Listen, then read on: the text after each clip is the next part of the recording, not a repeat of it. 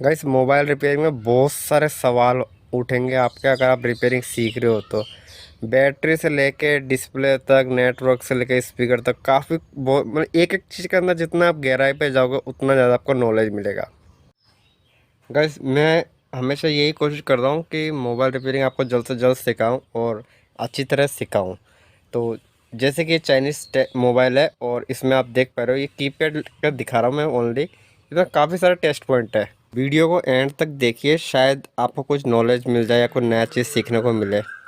तो ये test point पे मैं पहला चीज़ बताऊंगा, ये जो जीएनडी लिखा हुआ है, ये जीएनडी है क्या चीज़। जीएनडी गाइस एक अर्थिंग वेस का काम करता है। जैसे कि मान लो इलेक्ट्रिसिटी होता है घर पे, अर्थिंग हम उस पर देते हैं, तो उसी तरीके से मोबाइल में जीएनडी होता है, वो अर्थिंग का काम करता है। जीएनडी हर जगह पे मिलेगा मोबाइल के पीसीबी प्लेट के अंदर। जीएनडी जो है गाइस, एक उदाहरण के तौर पे जैसे कि आप देख पा रहे हो, मल्टीमीटर का मैं एक प्रोब को रख रखा हूँ सिम स्लॉट के ऊपर और एक प्रोब को रख रखा हूँ मैं कोई कैपेसिटर के ऊपर। तो जो सिम स्लॉट के ऊपर रख रखा हूँ ना, ये हो गया अर्थिंग बेस। तो ये सिम स्लॉट के ऊपर भी रख सकता हूँ, चाहो तो मेमोरी कार्ड के ऊपर भी रख सकता हूँ, हर जगह पे रख सकता हूँ। वो होता है ग्राउंड। पीसी प्लेट में आपने जीएनडी वर्ड टाइप करा हुआ था, वो होता है शॉर्ट नेम। और हम कहने में कह सकते हैं ग्राउंड, वो होता है फुल नेम।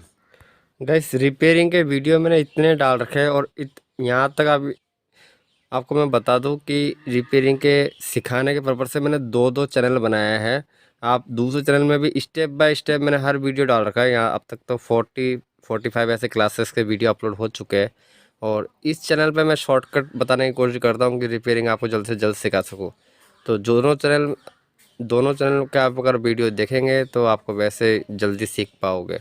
अब जैसे कि ये मदरबोर्ड देख रहे हो, ये दोनों साइज़ में एकदम सेम है, लेकिन ये अलग मॉडल है और ये अलग मॉडल है। इसका डिस्प्ले बड़ा है, उसका डिस्प्ले छोटा है तो दोनों चाइनीज़ ही। एक आईटेल का है और एक हाईटेक ऐसे कुछ कंपनी का है। इस मोबाइल का सीपीयू निकालता हूँ और सीपीयू निकाल के इसका जो ट्रैक है वो शो कराता हूँ, क्या दिखाता है ट्रैक में, ट्रैक होता क्या चीज़ है, ट्रैक को कैसे फाइंड करे। तो काफ़ी सारे सवाल ऐसे होते हैं। अब ट्रैक की टेस्टिंग कैसे करें, ये भी एक सवाल है। तो इन सब सवालों का जवाब है ना, आपको इसी चैनल पे एक एक वीडियो देखोगे तो मिल जाएगा। बहुत चीज़ें मैंने एक्सप्लेन किया है, ट्रैक क्या होता है, सप्लाई क्या होता है, वोल्टेज क्या होता है, वोल्टेज कैसे टेस्ट करते हैं, बैटरी कैसे चेक करते हैं, डिस्प्ले का कनेक्शन कैसे चेक करते हैं, माइक वगैरह कैसे चेक करते हैं। काफ़ी कुछ मैंने बता चुका हूँ। जो बड़ी बड़ी कंपनियां हैं वो फीस मांग के जो मोबाइल रिपेयरिंग क्लासेस शो कराते हैं वो सिखाते भी है। तो मैं एक सजेस्ट करूँगा, अगर आपको पैसे से सीखना है तो वहाँ से भी सीख सकते हो, यूट्यूब से सीखना है तो यूट्यूब से भी सीख सकते हो। ऐसा कोई दिक्कत नहीं है कि वहाँ पे ज़्यादा सिखाया जाता है, यहाँ यूट्यूब में कम से ज़्यादा, ऐसा कुछ भी नहीं है। प्रैक्टिस आप ही को ही करना है और एक एक चीज़ को ढंग से अगर देख के प्रैक्टिस करोगे तो वैसे ही सीख जाओगे। अभी जैसे कि मैंने इसमें पेस्ट लगाया। अब ये पेस्ट क्यों लगाते हैं आईसी में, इसका अगर आंसर नहीं मालूम तो मैं आपको बता दूं। पेस्ट गाइस आईसी में इसलिए लगाते हैं ताकि वो स्मूथ रहे। कहने का मतलब है आईसी जो फूले नहीं। अक्सर देखो, अगर आप पेस्ट नहीं लगाओगे और हीट मारोगे तो आईसी जो है फूल जाएगा और नीचे के जो बॉल्स है ना वो स्मूथ तरीके से निकले, प्रिंट वगैरह ना उखड़े मदरबोर्ड से, इसलिए पेस्ट लगाया जाता है। और ये जो पेस्ट है मार्केट में 20 रुपये का आसानी से मिल जाता है। अगर आपको स्टेप बाय स्टेप रिपेयरिंग सीखनी हो, मतलब बारीकी से, तो मेरे दूसरे चैनल के वीडियो देख सकते हैं। उससे मैंने स्टेप बाय स्टेप वीडियो बना रखा हूँ और उसमें भी अपलोड किए जाते हैं। दोनों को भी देखोगे तो जल्दी सीख जाओगे, इसके बाद की मैं प्रॉमिस कर सकता हूँ। अभी गाइस देखो, इसमें एक चीज़ है, जैसे कि आप जानते हो ये नेटवर्क आईसी है और पीएफओ आईसी इसको हम कहते हैं, क्योंकि इसमें इसकी पहचान होती है, आईसी पे क्रॉस का चिन्ह होता है और इसके पास में मोटा कैपेसिटर है और देख रहे हो इसका ट्रैक कहाँ से कहाँ जा रहा है। लेकिन अब मैं मान लो अगर आपको आधी भी रिपेयरिंग आती है ना, तो मैं ये एक सवाल अगर पूछूँ आपसे कि ये नेटवर्क का जो ट्रैक है इसमें 6 पिन का आईसी लगा हुआ है, ये आईसी क्यों लगा हुआ है, इसके बारे में आप कमेंट सेक्शन मुझे बताएं। गाइस इस पीसी प्लेट में आपको बहुत सारे चीज़ें दिख रहे हैं। कुछ चीज़ कंपोनेंट के बारे में आपको नॉलेज है, कुछ कंपोनेंट के बारे में आपको नॉलेज नहीं है। अब जैसे कि मैंने आपसे पूछा ये आईसी क्या काम आता है 6 पिन का, तो इसके बारे में आपको नॉलेज नहीं है। अभी हैंड्स फ्री जैक है इसमें, तो इसके बारे में नॉलेज है।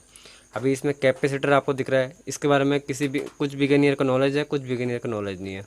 RTC ये जो क्रिस्टल है 26 मेगाहर्ट्ज़ का, ये क्रिस्टल के बारे में कुछ कुछ बिगिनियर का नॉलेज है, कुछ कुछ बिगिनियर का नॉलेज नहीं है। तो ऐसे बहुत सारे कंपोनेंट है जिसके बारे में नॉलेज है, और बहुत सारे कंपोनेंट ऐसे हैं जिसके बारे में नॉलेज नहीं है। यहाँ तक अभी जो लेटेस्ट मोबाइल आ रहा है, हो सकता है कि मुझे भी कुछ कंपोनेंट ऐसे जो नॉलेज नहीं होगा। तो ऐसा कुछ नहीं है कि हम सोचते हैं कि आधा अधूरा सीख पाते हैं यूट्यूब में, ऐसा कुछ नहीं है। आपको एक एक अपने अंदर क्वेश्चन तैयार करना है, क्वेश्चन का आंसर आपको ढूंढना है, और सबको आप एक साथ अगर जोड़ोगे तो पूरी स्टोरी आपको मिल जाएगा रिपेयरिंग का, कैसे क्या प्रोसेस होता है। अब जैसे देख पा रहे हो, मैंने ये आईसी निकाल दिया।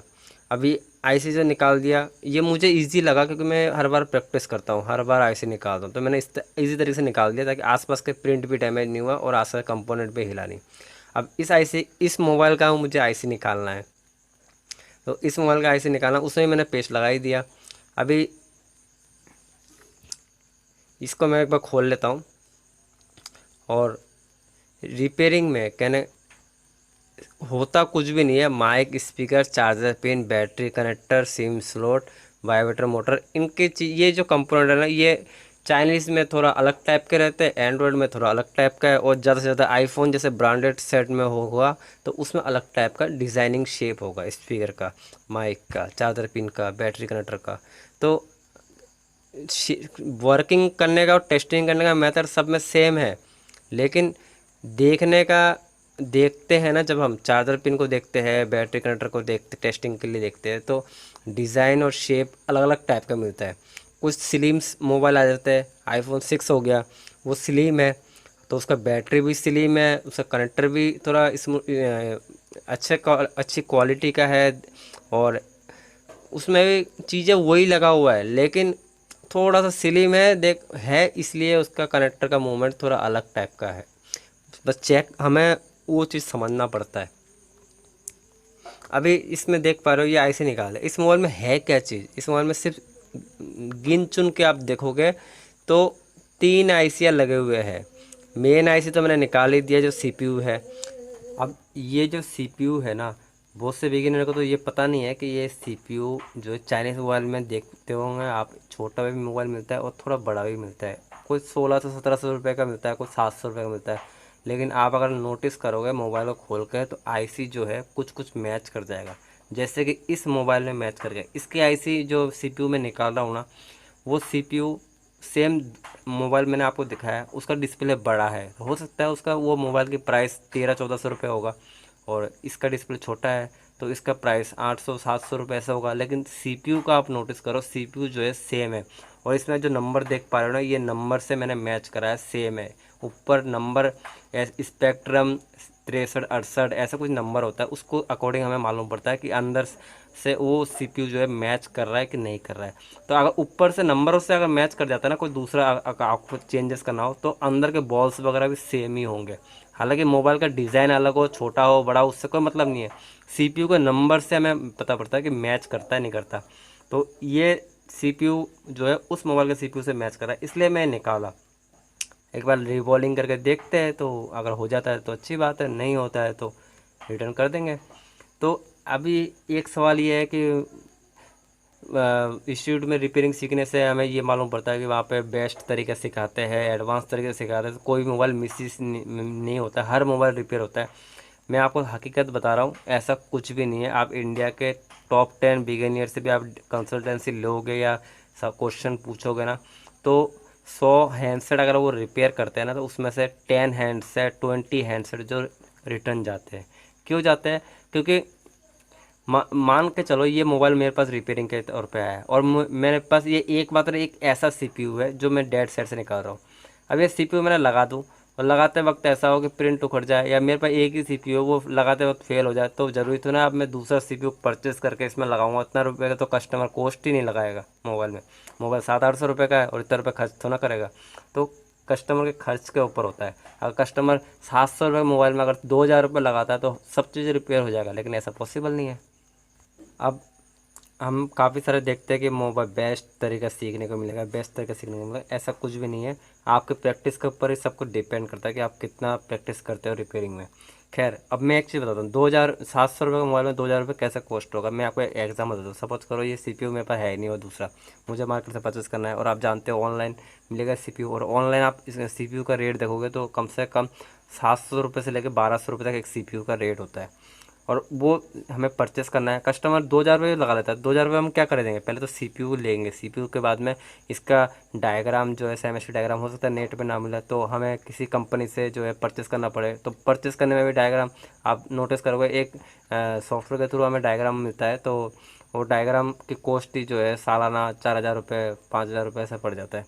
तो डायग्राम जरूरत पड़ेगा, फिर उसके बाद में बेस्ट स्टेंसिल जरूरत पड़ेगा, क्योंकि हर मोबाइल का स्टेंसिल हर शॉप में अवेलेबल नहीं होता है। तो घूम फिर के वही कॉस्ट पड़ जाता है, और इतना कस्टमर जो है खर्च नहीं कर पाता, और यही कारण है हर मोबाइल रिपेयर नहीं होता है। अब हम इस मोबाइल को तो छोड़ देते हैं, फिलहाल डिस्प्ले लगाना एंड्रॉयड मोबाइलों में, चार्जिंग पिन चेंज करना, उसके बाद में नेटवर्क रिपेयर करना, और सिम स्लॉट चेंज करना, बैटरी कनेक्टर रिप्लेस करना। तो इस टाइप के रिपेयरिंग अगर आप ज़्यादा देखोगे तो आपको करना भी है प्रैक्टिस, तो उसके अकॉर्डिंग जो है आप जल्दी रिपेयरिंग सीख पाओगे। गाइस ओप्पो, वीवो और एमआई इन तीनों में बैटरी से रिलेटिव प्रॉब्लम आता है। कुछ मोबाइल में ऑन करते हैं तो बैटरी परसेंटेज लो दिखाता है, और ऑफ़ करके चार्ज करते हैं तो बैटरी परसेंटेज हाई दिखाता है। सेम चीज़ें वीवो में भी दिखाता है। वीवो में बूटिंग का भी प्रॉब्लम होता है। यहाँ तक वीवो आता है और लोगों पे अटकता है मोबाइल को ऑन करते हैं, तो फिर चार्जिंग दिखाता है बीच बीच में, फिर बीच बीच में ऑन भी हो जाता है। उस तरह से ओप्पो मोबाइल में भी यही होता है। मोबाइल को ऑन करते हैं तो ऑन भी प्रॉपर होता है, 2 मिनट 5 मिनट बाद में कब स्विच ऑफ हो जाएगा कोई पता नहीं है। इनफैक्ट जब मोबाइल को हम खोलते हैं, खोलने के बाद में बैटरी जो है वो एकदम फ्रेश कंडीशन में दिखता है, कहीं पे लीकेज, कहीं पे फुला हुआ नहीं है, कहीं पे मतलब कनेक्टर वगैरह में कार्बन वगैरह कुछ भी नहीं है। मदरबोर्ड भी जो है एकदम फ्रेश है। तो उस कंडीशन में तो बैटरी ख़राब नहीं मान सकते हैं। इस तरह के प्रॉब्लम में चार्जिंग जैक का भी कोई समस्या नहीं है कि चार्जिंग जैक को रिप्लेस कर देंगे हमारा जो प्रॉब्लम है वो सॉल्व हो जाएगा, ऐसा कुछ भी नहीं है। अब जैसे कि ये वीवो Y15 मॉडल है, तो इस मोबाइल में देख रहे हो मैं चार्जर को इंसर्ट किया, वीवो लिखा हुआ आ रहा है। अब मैं इसको ऑन करूँगा तो ऑन करने के बाद में वीवो लिखा हुआ आएगा, फिर लूप होगा, फिर वापस वीवो लिखा हुआ आएगा, मतलब बूटिंग पे जाके अटक जाता है। तो इस तरह के प्रॉब्लम में कोई एक्स्ट्रा मतलब चार्जर पिन की समस्या नहीं है, कोई आईसी वाईसी कुछ भी समस्या नहीं है। तो इस प्रॉब्लम को सॉल्यूशन करते हैं। बहुत ही माइनर प्रॉब्लम है और रिपेयरिंग करने में भी आपको मज़ा आएगा। तो मैं इसको मोबाइल को एक बार खोल लेता हूँ। इससे रिलेटिव प्रॉब्लम का मैंने पहले भी वीडियो बनाया था, आप चाहो तो आई बटन पे क्लिक करके वो वीडियो देख सकते हो। वो एमआई का मोबाइल था और उस मोबाइल में प्रॉब्लम ये था, चार्ज वार्ज सब कुछ ओके दिखाता है, स्विच ऑफ में भी सही दिखाता है, ऑन कंडीशन में भी सही दिखाता है, लेकिन जैसे हम किसी कोई नंबर वगैरह डायल करते हैं तो रेडमी रीस्टार्ट का प्रॉब्लम शो करता है। कहने का मतलब है कुछ फंक्शन को ओपन करते मोबाइल रीस्टार्ट हो जाता है। इस टाइप का प्रॉब्लम था उस मोबाइल में।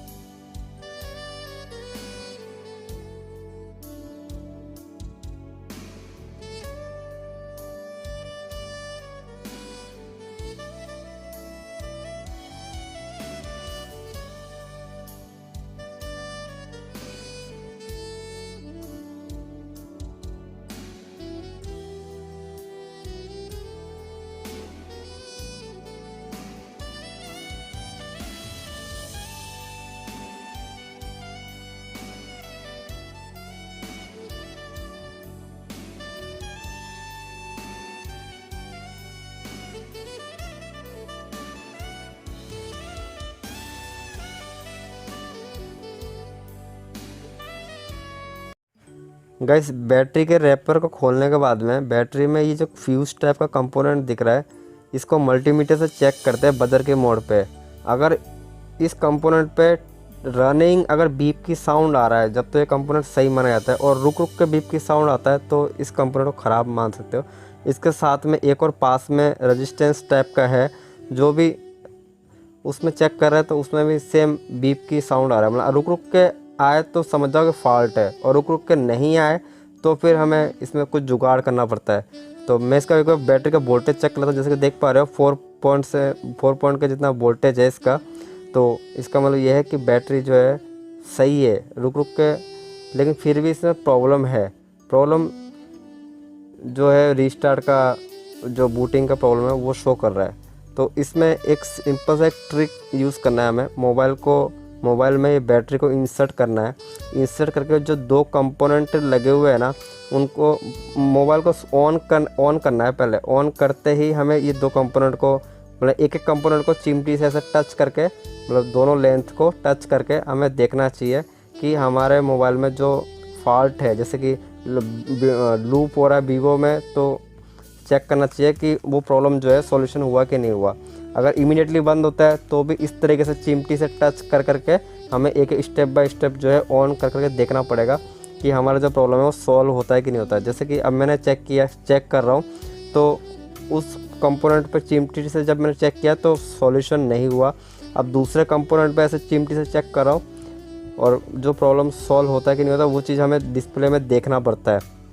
अगर इससे प्रॉब्लम सॉल्यूशन नहीं होता है तो ये जो दोनों कंपोनेंट है, इन दोनों कंपोनेंटों को आपस में टच करके, मतलब एक लेंथ दूसरे लेंथ को ऐसे चिमटी से जैसे देख पा रहे हो मैं टच कर रहा हूँ, इस तरीके से टच करना है। टच करके हमें चेक करना है कि प्रॉब्लम सॉल्व होता है कि नहीं होता है। अब ये प्रॉब्लम चाहे लूपिंग का हो चाहे परसेंटेज का हो, बैटरी परसेंटेज अगर सही नहीं बताता है तो भी चेक कर सकते हो इस तरह के चिमटी से टच करके। और अगर बूटिंग में अटक रहा तो भी ये प्रॉब्लम, और अचानक बंद होता है तो भी एक बार जंपर मार के आप ट्राई कर सकते हो। तो जैसे कि देख पा रहे हो मैं दोनों कंपोनेंट का आपस में टच कर दिया और मेरा जो प्रॉब्लम है वो फाइंड मिल गया, मतलब सॉल्यूशन हो गया। तो मैं क्या करूँगा, इन दोनों कंपोनेंट पे जंपर मार दूँगा। लेकिन अगर बैटरी अगर फुला हुआ हो तो ये कंपोनेंट को टेस्ट करके कोई फ़ायदा नहीं है, बैटरी को रिप्लेस कर दो, आपका प्रॉब्लम सॉल्व हो जाएगा।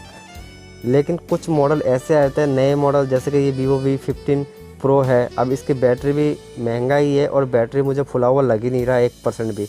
तो ऐसे मोबाइलों में मैं ये मेथड यूज़ करता हूँ, और आप भी इस मेथड को यूज़ करें, 100% जो है सक्सेस मिलेगा ही मिलेगा गाइस। लेकिन एक चीज़ आपको ध्यान में रखना है, जो कंपोनेंट पे आप जंपर मारने जा रहे हो ना, वो कंपोनेंट पे जंपर मारना, otherwise negative positive pay jumper मत मारना, नहीं तो बैटरी शॉर्ट हो जाएगा और जो आपका जो काम नहीं होगा। कहने का मतलब ये है, नेगेटिव पॉजिटिव देख पा रहे हो बैटरी कनेक्टर पे लिखा हुआ रहता है, ये प्लस कौन सा है और माइनस का वायर कौन सा है, उनको छोड़ दो। सिर्फ और सिर्फ कंपोनेंट के ऊपर ही जंपर मारना है आपको।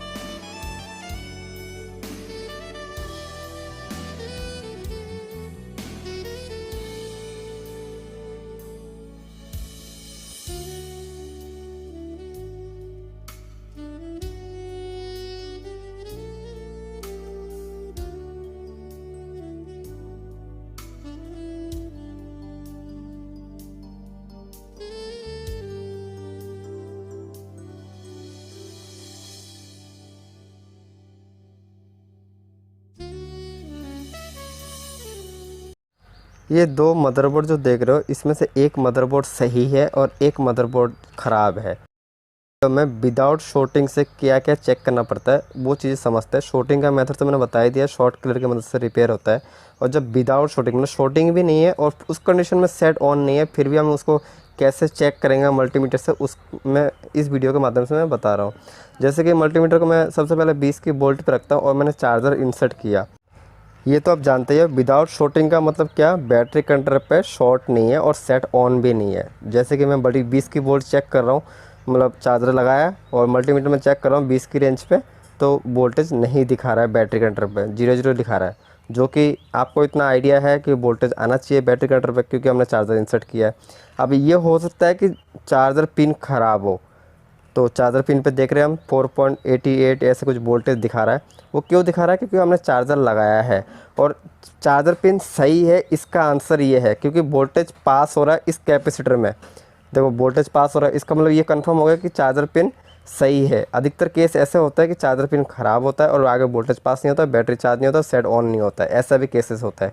तो अब हम मेथड तो यहाँ पे क्लियर हो गया कि चार्जर पिन सही है लेकिन सेट ऑन नहीं है।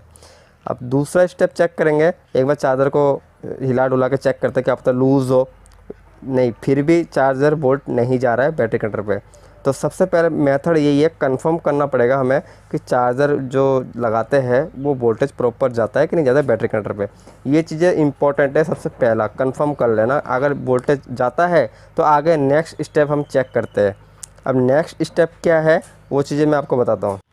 अगर मोबाइल के प्लेट में चार्जर लगा दिया, बैटरी लगा दिया और कहीं कोई कंपोनेंट, कोई आईसी हीटिंग हो रहा है तो फॉल्ट जल्दी समझ में आ जाता है। अगर कहीं कंपोनेंट हीटिंग नहीं हो रहा है, आईसी भी हीटिंग नहीं हो रहा है, तो आपको दूसरा स्टेप चेक करना चाहिए चार्जिंग आईसी पे। और अगर आपको मान लो ऐसा मोबाइल आता है जिसका आपको कंफर्म नहीं हो पा रहा हो कि चार्जिंग आईसी कौन सा है, तो आपको सेमेस्टिक या नेट की ट्यूटोरियल देखना पड़ेगा। चार्जिंग आईसी आपकी जब कंफर्म हो जाए तो उसके आसपास के जो कंपोनेंट लगे हुए कैपेसिटर वगैरह, उसमें चेक करना चाहिए कि कंपोनेंट पे वोल्टेज प्रॉपर आ रहा है कि नहीं आ रहा है। अब जैसे कि इन कंपोनेंट में ये सेक्शन हो गया पावर आईसी का और ये सेक्शन हो गया चार्जिंग आईसी का। और चार्जिंग आईसी देख रहे हो किस थोड़ा सा जला पड़ा सा ऐसा दिख रहा है, तो ये तो कंफर्म है कि इस मोबाइल में चार्जिंग आईसी ख़राब है और ये चार्जिंग आईसी बूटिंग का भी काम करता है, जिसके कारण ये सेट ऑन नहीं हो रहा है। तो कुछ कीपैड के सेटों में चार्जिंग आईसी होता है जो आप निकाल के फेंक दो फिर भी सेट ऑन रहता है।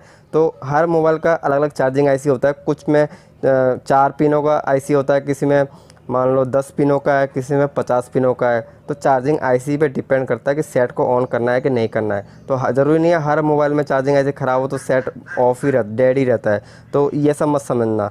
अब चार्जिंग आईसी को मैंने ये चीज़ें आप अगर मान लो रट लेते हो तो आपको प्रॉब्लम नहीं होगा। अब मैं चेक कर रहा हूँ, ये देखो दोबारा चार्जिंग आईसी के आसपास के कंपोनेंट एक निकला हुआ भी है, इनमें भी चेक कर रहा हूँ, इनमें भी वोल्टेज वगैरह नहीं आ रहा है। इस मोबाइल में चार्जिंग आईसी प्रॉब्लम है। लेकिन कुछ मोबाइल में ऐसा होता है कि चार्जिंग आईसी प्रॉब्लम नहीं है, पावर आईसी भी प्रॉब्लम नहीं है, मतलब हीटिंग भी नहीं हो रहा है, सब कंटिन्यूटी भी प्रॉपर आ रहा है। ऐसे कंडीशन में क्या है, आपको एक बेसिक आइडिया से चेक करना पड़ता है कि पावर आईसी के आसपास के इनपुट आउटपुट आपको कंफर्म कर लेते हो कि कंप्लीट सही है, या चार्जिंग आईसी के इनपुट आउटपुट चेक करना है, कंफर्म करना है। उसके बाद में सीपीयू आता है, रैम आता है, स्टेप बाय स्टेप चलना पड़ता है। अब जैसे कि ये सैमसंग का फ़ोन है, इसमें मैं चार्जर लगा रहा हूँ। चार्जर लगाने के बाद में मैं सबसे पहले क्या करूँगा, चार्जर पिन जो है वो कंफर्म करूँगा लूज़ है या सही है या ख़राब है। तो चार्जर देखो वोल्टेज आ रहा है तो इसका मतलब क्या हुआ कि ये चार्जर पिन सही है। अब इसके अंदर तो चार्जिंग आईसी जो नाम मात्र का चार्जिंग आईसी है, पता है इसमें सबसे पहले हम वोल्टेज चेक करें। देखो बैटरी कंट्रोल में वोल्टेज आ रहा है, इसका मतलब क्या हुआ कि हमारा चार्जिंग जो लाइन है वो प्रॉपर सही है। उसके अंदर आईसी लगा हुआ है, कंपोनेंट लगा हुआ है चार्जिंग लाइन में, वो सब सही है, इसलिए बैटरी कंट्रोल पे वोल्टेज आ रहा है। तो अब दूसरा स्टेप हमें चेक करना पड़ता है, पावर जो स्विच होता है वो स्विच चेक करना पड़ता है, क्योंकि सेट तो ऑन नहीं है। ये चीज़ आप कंफर्म कर लिया कि वोल्टेज प्रॉपर आ रहा है बैटरी कंट्रोल पे, तो अब उसके बाद पावर स्विच चेक करना पड़ता है। अब इस मोबाइल में पावर स्विच यहाँ पे है, तो सैमसंग मोबाइल में पावर स्विच अलग टाइप का है। तो ये चीज़ें आपको माइनर रखनी पड़ेगी, याद रखना पड़ेगा कि पावर स्विच कहाँ पे है। ज़रूरी नहीं है कीपैड का यहाँ पे है तो पावर स्विच का, ये तो आप बेसिक चीज़ें है। तो आप मैंने बेसिक स्टेप बाय स्टेप आप देख रहे हो वीडियो तो समझ ही गए होंगे आगे का क्या चीज़ें मैं बताने की कोशिश कर रहा हूँ। तो इसमें मैं पावर स्विच में वोल्टेज चेक करूँगा तो वोल्टेज प्रॉपर दिखाएगा क्योंकि ये सेट सही है। अभी जैसे 20 की वोल्ट पे रखा और ये पावर स्विच पे चेक कर रहा हूँ तो यहाँ पे वोल्टेज प्रॉपर दिखा रहा है। तो इसका मतलब क्या है, ये सेट ऑन है। अभी हम इसमें बैटरी लगाएंगे तो ये सेट ऑन हो जाएगा। लेकिन मान कर चलो आपने सैमसंग का जो अभी मैंने चेक किया डेड सेट में, इस तरह से कोई से भी डेड सेट आता है, आपने चार्जर लगाया, वोल्टेज प्रॉपर आ रहा है, बैटरी के अंदर भी वोल्टेज प्रॉपर आ रहा है, फिर भी सेट ऑन नहीं हो रहा है, तो आपको माइनर चीज़ें पावर स्विच पे चेक करना चाहिए वोल्टेज आ रहा है कि नहीं आ रहा। अगर पावर स्विच वोल्टेज नहीं आ रहा तो पावर स्विच का कनेक्शन देखना पड़ेगा, पावर स्विच का कनेक्शन किधर से किधर जा रहा है, उसको फॉलो करना पड़ेगा। अगर आपको फॉलो नहीं कर पा रहे हो तो सेमेस्टिक आपको खरीदना पड़ेगा या फिर नेट पे ट्यूटोरियल देखना पड़ेगा मॉडल नंबर के हिसाब से। अगर ये सब भी फेल हो जाता है उसके बाद में आप पावर आईसी, रैम, सीपीयू, इन चीज़ों को स्टेप बाय स्टेप चेक करना चाहिए। तो इस मोबाइल में पावर बैटरी, ये तो मेन जो 99% प्रॉब्लम इन्हीं चीज़ों से सॉल्व हो जाता है विदाउट शॉर्टिंग वाले मोबाइल। और शॉर्टिंग वाला जो है वो मैंने आपको पहले वीडियो में डाल के बता ही दिया कैसे चेक करना होता है, कैसे नहीं होता है। तो इसका जैसे पावर स्विच में वोल्टेज अगर आता है तो इसके जगह कोई से भी एंड्रॉयड सेट हो उसमें आपको वोल्टेज चेक करना चाहिए पावर स्विच में। कभी कभी ऐसा होता है कि पावर स्विच में वोल्टेज आ रहा है, बैटरी कंट्रोल में वोल्टेज आ रहा है, पावर आईसी भी सही है, कनेक्टिविटी प्रॉपर मिल रहा है, कहीं पर शॉर्टिंग नहीं दिखा रहा, प्राइमरी लाइन, सेकेंडरी लाइन, इन चीज़ों का मैं आगे वीडियो के माध्यम से बता दूंगा। फिलहाल बेसिक जो चीज़ें हैं टेस्टिंग करने का वो मेथड मैं आपको इस वीडियो के माध्यम से बताने की कोशिश कर रहा हूँ। तो कभी कभी ऐसा होता है कि चार्जर लाइन कंप्लीट सही है, पावर स्विच में प्रॉपर वोल्टेज आ रहा है, फिर भी सेट नहीं है, ऑन नहीं है। तो कभी कभी बैटरी कनेक्टर जो होता है उसमें कभी कभी मोशंस वगैरह रहता है, बैटरी के जो खूंटे देखना उसमें कालेपन ऐसे पड़ जाते हैं। तो उन कभी कभी क्या होता है, रेत से या किसी शीश पेपर से उसको घिस के आप दोबारा बैटरी को इंसर्ट करोगे, उसके बाद में ऑन करने की कोशिश करो, शायद ऑन हो जाए। अगर नहीं होता है तो एकमात्र आप कंप्यूटर से डिवाइस मतलब इस मोबाइल को कनेक्ट करके आप एक बार डिवाइस मैनेजर में जाके चेक करके देखो कि मोबाइल कनेक्ट हुआ है कि नहीं हुआ है। अगर आपको कंप्यूटर का नॉलेज नहीं है तो डिवाइस मैनेजर पे जा नहीं सकते हो, तो वो चीज़ें भी आपको सीखना ही पड़ेगा। कंप्यूटर भी कभी कभी हेल्प करता है डेड सेट को ऑन करने के लिए। अभी सैमसंग में मैं दोबारा टेस्टिंग करके दिखाता हूँ। बैटरी कंट्रोल में मैं चेक करूँगा तो पॉजिटिव लाइन, नेगेटिव लाइन आपको मालूम है ही बैटरी कंट्रोल का। अब इसमें 4 खूंटे हैं तो इसका बीच में BSI लाइन भी होता है। तो इस फिलहाल तो हम वोल्टेज चेक कर रहे हैं तो 20 की मल्टीमीटर को 20 की रेंज पर रखना पड़ेगा। बजर के साउंड में तो चेक नहीं कर पाओगे ना। तो इसमें मैं चेक कर रहा हूँ 0 वोल्ट दिखा रहा है। और पावर स्विच अगर इसमें 0 आ रहा है तो पावर स्विच में कहाँ से वोल्टेज आएगा। तो इसका फॉल्ट तो सामने सीधा सीधा दिख ही रहा है कि चार्जिंग IC में ही प्रॉब्लम है। और इसके आसपास के कंपोनेंट में चेक करके कोई फ़ायदा है ही नहीं, मतलब पावर आईसी के आसपास के कंपोनेंट में, क्योंकि अगर चार्जिंग बैटरी कंट्रोल वोल्टेज आता तो हम आगे का स्टेप चेक करते। अब हम लेटेस्ट मोबाइलों को खोलना सीखते हैं क्योंकि ये जानना ज़रूरी है। लेटेस्ट मोबाइल अलग अलग टाइप से खुलते हैं और ये चीज़ें क्या हमें नोटिस करना पड़ता है क्योंकि एंड टाइम पे प्रॉब्लम क्रिएट हो जाता है। जैसे कि 2 मोबाइल आप देख रहे हो, ये 2 मोबाइल दिखने में सेम है, लेकिन किस तरीके से खुलेगा ये थोड़ा सोचने में डाउट होता है अधिकतर बिगिनर को। जब भी ऐसा लेटेस्ट फ़ोन हमारे पास आता है तो हमें कॉमन चीज़ थोड़ा सा देखना पड़ता है, जैसे कि लाइन कहाँ पे है, कौन से कॉर्नर से लाइन शो होता है। अलग अलग मोबाइल में अलग अलग टाइप के लाइन होते हैं, कुछ कांच का पैनल होता है, कुछ प्लास्टिक के पैनल होते हैं। उन चीज़ों का हमें नोटिस करना पड़ता है। अब जैसे सैमसंग में J सीरीज़ के जितने फ़ोन है वो डिस्प्ले के कॉर्नर से ही फ्रेम खुलता है। तो ये चीज़ें हमें खोलते खोलते भी एक्सपीरियंस होता है। अभी पीछे सिर्फ ओनली ढक्कन खुलेगा इसका और पेज खुलेंगे। ये MI के सेट देखिए, Redmi Y2 मॉडल है और इस सेट में देखिए लाइनिंग तो है लेकिन जॉइंट का कहीं पे नहीं दिखता है। एक्चुअली इसका जो पैनल है वो एक ढक्कन के हिसाब से है, लेकिन कुछ मोबाइलों में ढक्कन अलग होता है और पैनल अलग होता है, मतलब क्रोम अलग होता है। हालांकि ये ढक्कन ही है, मोबाइल नहीं है। मैं सिर्फ आपको खोलने के तरीका बताने के लिए ये पैनल दिखाया आपको, मतलब ढक्कन दिखाया। अब ये सैमसंग M30 का ढक्कन है, लेकिन इसमें देखिए क्रोम अलग है और पीछे का पैनल अलग है। मैं आपको इन दोनों को अलग करके दिखाता हूँ। अभी पीछे का जो क्रोम है ना वो देखो कांच का है जो शाइनिंग मार रहा है, और जो बीच का जो क्रोम है वो प्लास्टिक का है जो कि शाइनिंग नहीं मार रहा है। अधिकतर बिगिनर इसी चीज़ में कंफ्यूज हो जाते हैं कि हमें ऐसे मोबाइलों को क्या है, पहले पैनल को खोलना पड़ता है हीटिंग करके और उसके नीचे पेज पाए जाते हैं, और कुछ मोबाइलों में दोनों ही जॉइन होते हैं। अब ये जो मोबाइल जॉइन मतलब कहने का मतलब ये जो जॉइन होता है, जैसे कि हमने MI के सेट में देखे थे उनमें तो पीछे पेज लगे हुए नहीं मिलते हैं। लेकिन ये जो सैमसंग M30 या A30 जो मॉडल मैं आपको दिखा रहा हूँ, इन मोबाइलों में क्या होता है कि पैनल के नीचे जस्ट है ना पैनल तो क्या है, पेस्ट से चिपका हुआ रहता है। और ये देखो जैसे कि मैं खोल दिया, अब इनमें पेज लगे हुए रहते हैं, उस चीज़ को हमें ध्यान में देना पड़ता है, क्योंकि पेज अगर नहीं खुलेगा तो पैनल टूटने की संभावना रहता है और आपके हाथ से कोई अच्छा खासा मोबाइल जो है वो डैमेज होने की संभावना रहता है। गाइस यही चीज़ें हम आईफोन में भी ट्राई करते हैं। आईफोन का सेट देखो, जैसे कि ये आईफोन 7 है और इसमें पीछे का जो ढक्कन है वो खुलेगा कैसे, वो चीज़ें आपको अगर पता है तो अच्छी बात है, नहीं पता है तो बताता हूँ। ये डिस्प्ले का जो कॉर्नर से हमें देखना पड़ता है, क्रोम किस तरफ से किस एंगल में लगा हुआ है।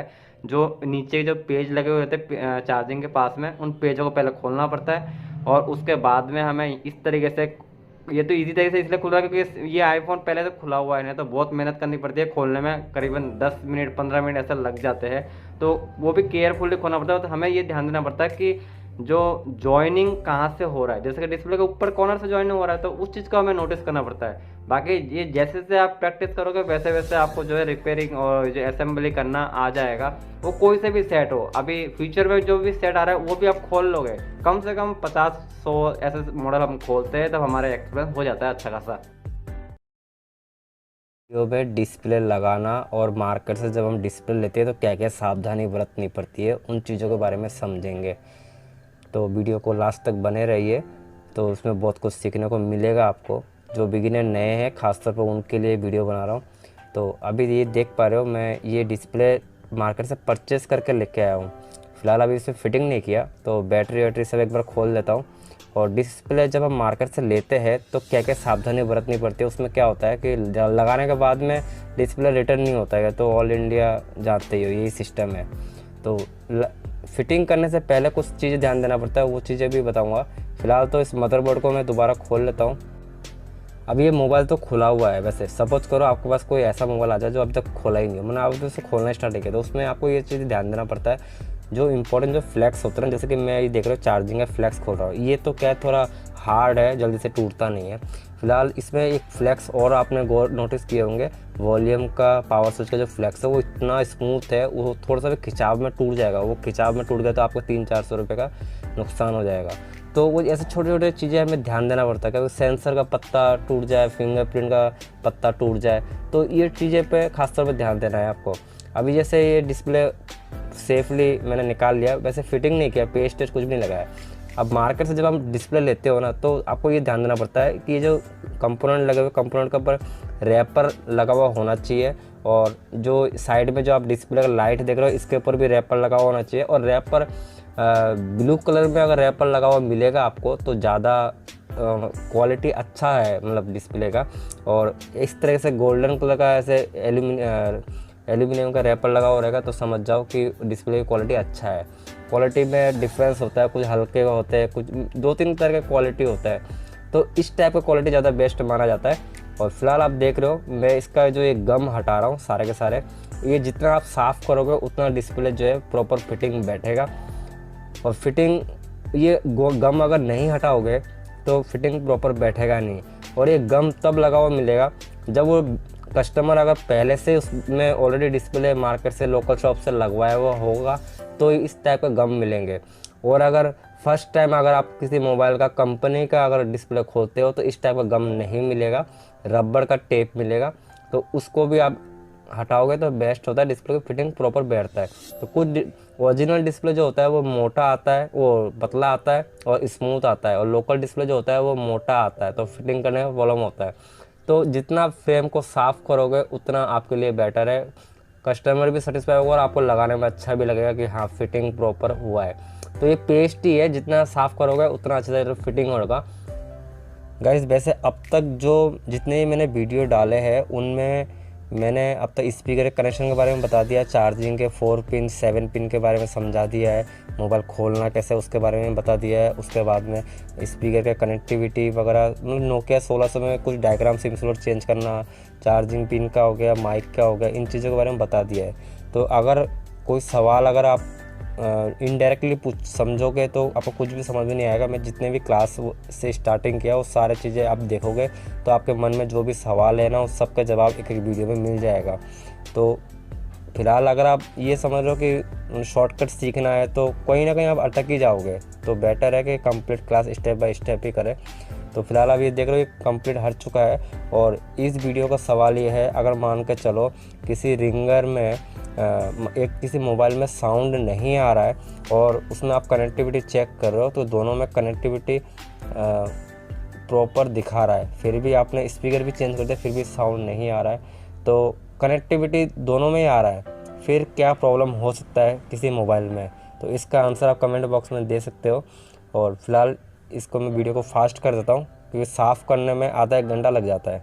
तो फाइनली गाइस कंप्लीट साफ़ हो चुका है। अब देख रहे हो ये जो ब्लैक कलर का वाइट कलर का जो ये दिख रहा है आपको, ये बैक प्रेस होता है, इससे अपना बैक बटन काम करता है और लाइटिंग का काम करता है। तो हम जब इस पर पेस्ट डालते हैं तो ये लाइट के ऊपर पेस्ट डालेंगे तो लाइट दिखेगा नहीं टच के ऊपर। तो यहाँ पे कभी कभी सैमसंग मोबाइल में देखोगे कि बैक फ्लैक्स पत्ता होता है, तो उस पत्ते पे आपको पेस्ट नहीं डालना है। इसमें तो नहीं है लेकिन अधिकतर मोबाइलों में होता है। तो पेस्ट आपको कॉर्नर से डालना है जिस तरीके से मैं डाल रहा हूँ। और जब आप साफ़ करोगे तो आपको ध्यान देना है कि फ्लैक्स टूट ना जाए। कुछ मोबाइल ऐसे होते हैं डिस्प्ले के नीचे फिंगरप्रिंट होता है, ओप्पो के F3 मॉडल में देखोगे तो डिस्प्ले के बीच में फिंगरप्रिंट होता है, तो फिंगरप्रिंट का पत्ता भी बहुत सॉफ्ट होता है। तो उस जगह पे आप साफ़ करने के चक्कर में फ्लैक्स जो पत्ता है वो टूटना नहीं चाहिए। और पेस्ट लगाओगे, पेस्ट लगाते वक्त आपको ध्यान देना, जैसे कि मैं ईयर स्पीकर का जो होल्स है उसमें मैं डाल नहीं रहा पेस्ट, और जहाँ पे सेंसर लगा हुआ रहता है वहाँ पे भी मैंने पेस्ट नहीं डाला है। तो सेंसर पे अगर पेस्ट डालोगे तो प्रॉब्लम क्रिएट होगा। मोबाइल फिटिंग तो प्रॉपर हो जाएगा, डिस्प्ले भी सही हो जाएगा, लेकिन प्रॉब्लम क्या होगा कि यूजर्स जैसे कॉलिंग करेगा, कॉलिंग करने के बाद में उसका डिस्प्ले का लाइट ऑन नहीं होगा, फिर जब पावर की प्रेस करेगा तब डिस्प्ले का लाइट ऑन होगा। ये प्रॉब्लम खासतौर पर बिगिनियर करता है क्योंकि वो भूल जाते हैं सेंसर का रबड़, या तो खोलते वक्त रबड़ गिरा देते हैं, क्योंकि सेंसर में एक रबड़ लगा हुआ रहता है, वो रबड़ इम्पोर्टेंट होता है। वो रबड़ मिलता नहीं है मार्केट में नया, तो वो रबड़ हल्का होता है, उस चीज़ को आप ध्यान रखना, खोलते वक्त वो रबड़ गिरे नहीं। और दूसरा चीज़ सेंसर के ऊपर जो है आपको बिल्कुल भी पेस्ट नहीं डालना है। ये दो चीज़ें मेन ध्यान देना पड़ता है डिस्प्ले फिटिंग करते वक्त। अब जैसे कि देख रहे हो ये डिस्प्ले का सेंसर के शेप में कटा हुआ है और फ्रंट कैमरे के शेप में भी कटा हुआ है टच का फ्लैक्स। तो फ्लैक्स अगर हिला हुआ रहे, डुला हुआ रहे टच का, तो आपको ध्यान देना है उस फ्लैक्स को एडजस्ट करके लगाना है ताकि सेंसर जो है वो ढक ना जाए। तो जिस तरीके से मैं अब कनेक्टर लगा रहा हूँ और टच का पत्ते को टच का जो फ्लैक्स है उसको भी मैं एडजस्ट करके इंसर्ट कर रहा हूँ फ्रेम के अंदर। तो मुझे ये ध्यान देना है कि है ना जो सेंसर के ऊपर है ना ये टच का फ्लैक्स टच ना हो। तो अगर थोड़ा सा भी फ्रंट साइड में आ जाएगा तो सेंसर काम नहीं करेगा। और मेन चीज़ कैमरे में भी समझ लो, कैमरे का सामने अगर मान लो कोई चीज़ रख दोगे तो कैमरा दिखेगा नहीं, तो कस्टमर एक छोटा सा चीज़ के लिए भी आपके ऊपर हावी हो जाएगा। तो उस चीज़ को आपको खास तौर पर ध्यान देना है, क्योंकि ये जो चीज़ें हैं बहुत एक बार फिटिंग हो जाती है, दोबारा खोलने में बहुत प्रॉब्लम होता है। मान के चलो मैंने इसमें पेस्ट लगा दिया, डिस्प्ले खोल दिया, अब भी मैं इसको अगर दोबारा अगर इस सेंसर के चक्कर में या कैमरे के वजह से मुझे खोलना पड़े डिस्प्ले को दोबारा, तो मेरी मेहनत डबल हो जाएगी और कस्टमर भी नाराज़ हो जाएगा। और तीसरा चीज़ ये हो सकता है कि डिस्प्ले भी ब्रेक हो जाए, क्योंकि ये लोकल डिस्प्ले होता है, एक बार फिटिंग होने के बाद में उसको उठाना दोबारा बहुत मुश्किल का काम है। उड़ तो जाता है लेकिन मुश्किल का काम है। तो फिलहाल डिस्प्ले फिटिंग कर दिए, अब मैं इसमें रबड़ लगा दूंगा, कॉमन रबड़ लगाऊंगा, दो नीचे एक मिडिल में और एक ऊपर। रबड़ लगाने के बाद फिर मदरबोर्ड को हम इसमें फिटिंग करेंगे और डिस्प्ले तो इस तरीके से लगेगा। तो मैं उम्मीद करता हूँ आपको बहुत चीज़ें सीखने को मिला होगा। आपके मन में एक सवाल उठ रहा होगा कि डिस्प्ले लेते वक्त क्या क्या सावधानी बरतनी चाहिए, वो चीज़ें मैं बताऊँगा, लास्ट में बताऊँगा वीडियो के। फिलहाल देख रहे हो मैं मदरबोर्ड को फिटिंग कर रहा हूँ और मैं ध्यान दे रहा हूँ सेंसर का रबड़ लगा हुआ है सेंसर के ऊपर। अगर ये रबड़ नहीं होता तो मेरे लिए प्रॉब्लम क्रिएट होता। तो बिठाना वैसे बेसिकली आप जानते होंगे, नहीं जानते तो देख लो, मैं इस तरह से बिठा रहा हूँ। और इसमें बिठाते वक्त ये चीज़ें ध्यान देना पड़ता है, टच का पत्ता प्रॉपर लगा हुआ होना चाहिए। उसके बाद में ये मैं चार्जिंग का फ्लैक्स को ज्वाइन कर देता हूँ, फिर बैटरी के फ्लैक्स को ज्वाइन करना है। उसके बाद में ये जो वॉल्यूम स्विच का फ्लैक्स है इसको ज्वाइन करना है, और डिस्प्ले का जो फ्लैक्स है ये जो हाथ में है ये डिस्प्ले का फ्लैक्स है, इसको ज्वाइन करना है। और उसके बाद में जो इम्पोर्टेंट है नेटवर्क का वायर, उसको भी ज्वाइन करना ज़रूरी है, नहीं तो नेटवर्क नहीं आएगा, बी का आएगा। तो नेटवर्क का वायर उम्मीद करता हूँ जानते होंगे, वो कॉमन सा वायर और जो ब्लैक कलर का वायर दिखता है वही नेटवर्क का वायर है। तो ये सब चीज़ें फिटिंग करते वक्त हमें ध्यान देना पड़ता है, ये सब चीज़ें फिटिंग प्रॉपर होना चाहिए, जब जाके मोबाइल में कोई प्रॉब्लम नहीं आएगा। और अभी देख रहे हो ये जो मैं प्लास्टिक का जो एंटीना है, ये इसको वाईफाई एंटीना कहते हैं, इसको लगा दिया ताकि वाईफाई में प्रॉब्लम ना हो। और 1-2 पेज भी लगा देता हूँ, पेज पूरे लगाने हैं, जितने भी पेज लगे हुए होते हैं मोबाइल में, इस चीज़ का भी ध्यान रखें। अच्छा लगता है, मतलब प्रॉपर अगर रिपेयरिंग करोगे और आधा अधूरा रहता है ना पेज लगाते तो कंप्लेंट आता है, तो वैसा काम मत करना। प्रॉपर पेज वगैरह प्रॉपर चीज़ें जेन्युइन तरीके से रिपेयरिंग करोगे तो अच्छा रहता है मतलब। उसके बाद में मैं ऊपर भी एक रबड़ लगाता हूँ तो टच जो है प्रॉपर तरीके से बैठ जाए। उसके बाद में मैं आपको वो चीज़ बताऊँगा, जैसे टच को जब हम मार्केट से डिस्प्ले ख़रीदते हैं तो डिस्प्ले लेते वक्त हमें ध्यान देना पड़ता है कि ये जो सैमसंग का मोबाइल हो चाहे MI का मोबाइल हो चाहे कोई भी अदर कंपनी का, हर मोबाइल का एक या तो कोड के थ्रू फिक्स होता है। जैसे कि मान लो सैमसंग का मोबाइल है तो उसका टच चेक करने के लिए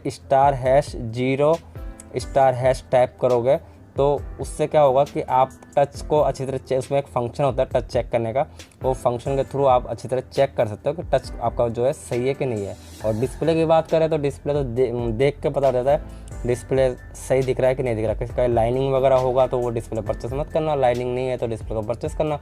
और डिस्प्ले का जो फ्लैक्स होता है ना, वो फ्लैक्स को भी हल्का फुल्का दबा के देख लिया करो कि फ्लैक्स लूज़ ना रहे, क्योंकि ऐसा होता है कि फिटिंग करने के बाद में डिस्प्ले में लाइनिंग आ जाता है। ये प्रॉब्लम काफ़ी बिगिनियर के साथ हुआ है, तो वो चीज़ को आपको ध्यान में रखना है। फ्लैक्स वगैरह को थोड़ा ऐसे फिंगर से टच करके या प्रेस करके देख लिया करो कि फ्लैक्स लूज़ ना हो। डिस्प्ले को ऑन करने के बाद में मालूम पड़ता है चीज़ें, तो जैसे मोबाइल में आप चेक करोगे तो ये चीज़ें पहले देख लिया करो।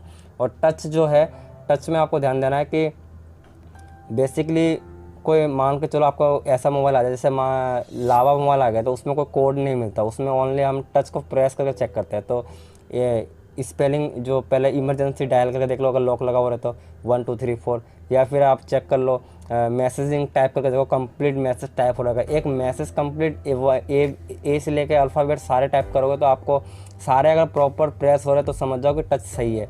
और टच चेक करने का तीसरा मेथड भी है, एक एप्लीकेशन को आप ऐसे प्रेस करके रखोगे और पूरे डिस्प्ले में राउंड अप घुमाओगे, और अगर प्रॉपर राउंड अप हो रहा है तो समझ जाओ कि आपका टच प्रॉपर सही है। गाइस अभी देख रहे हो जैसे कि मैं पीछे का पैनल को फिटिंग कर रहा हूँ, तो मेरा जो फिंगर है वो आपने नोटिस नहीं किया, मेरा फिंगर आधा डिस्प्ले के ऊपर और आधा टच के ऊपर है, प्रॉपर कॉर्नर में नहीं है फिंगर अगर मैं कॉर्नर पे रखूँ तो क्या होगा कि जो डिस्प्ले है वो डिस्प्ले डैमेज नहीं होगा, लेकिन टच जो है वो डैमेज होने का ज़्यादा चांसेस रहता है। ये सबसे इम्पोर्टेंट चीज़ है। जब भी हम वैसे बैक पैनल जो है वो बहुत ही हार्ड होता है वीवो के मोबाइल में, क्योंकि ये वीवो का मोबाइल है, और ये बैक पैनल लगाते वक्त हमें ध्यान देना पड़ता है हमारा हाथ जो फिंगर होता है ना वो एकदम कॉर्नर पे रख के हम प्रेस करने के लिए प्रेस अगर करेंगे तो एक तो थंब की ज़रूरत पड़ती है और एक फोर फिंगर की ज़रूरत पड़ती है। तो जब हम प्रेस करते हैं तो ये खास तौर पे ध्यान देना है आपको, कॉर्नर पे प्रेस ना करो। कॉर्नर पे प्रेस करोगे तो टच डेफिनेटली ब्रेक होने के चांसेस है। और ख़ास तौर पे सैमसंग के मोबाइल में ये मिलेगा कि हम फिटिंग करते हैं, फिटिंग करने के बाद में सब कुछ सही तरीके से होता है, लेकिन लास्ट में क्या होता है जैसे हम बैक पैनल को फिटिंग करते हैं तो हमारे हाथ से जो है टच कहीं ना कहीं से ब्रेक हो जाता है। तो ब्रेक होने का यही रीज़न है कि हमारा जो थंब है वो प्रॉपर जगह पे रखेंगे। अगर मान लो डिस्प्ले के ऊपर रखोगे तो टूटेगा नहीं टच, और अगर कॉर्नर पर रखोगे तो डेफिनेटली टूटेगा। और ख़ास तौर पे है ना जो ईयर स्पीकर है वहाँ से ही डैमेज होता है। और ये देख रहे हो मोबाइल प्रॉपर फिटिंग हो चुका है, प्रॉपर रेडी हो चुका है। यही तो प्रोसेस है फिटिंग करने का। ये सैमसंग का J7 Pro फ़ोन है, और इसमें आप जानते ही होंगे कि डिस्प्ले मोबाइल को खोलने के लिए पहले डिस्प्ले को खोलना पड़ेगा, उसके बिना मोबाइल खुलेगा नहीं। तो ये सुपर एमोलेड डिस्प्ले है, डैमेज होने का ज़्यादा रिस्क है। तो इसको खोलेंगे कैसे, स्टेप बाय स्टेप बताता हूँ, ताकि आपके पास ये फ़ोन आए या J सीरीज़ का कोई भी फ़ोन आए आप आसानी से डिस्प्ले खोल सको। अब जो ये शीट दिख रहा है ये मेडिकल एक्सरे शीट है, इससे खोलने में इजी होता है। और डिस्प्ले को गर्म कर लेता हूँ सेपरेटर मशीन में 100 डिग्री पे, ताकि इसका जो गम है वो स्मूथ हो जाए।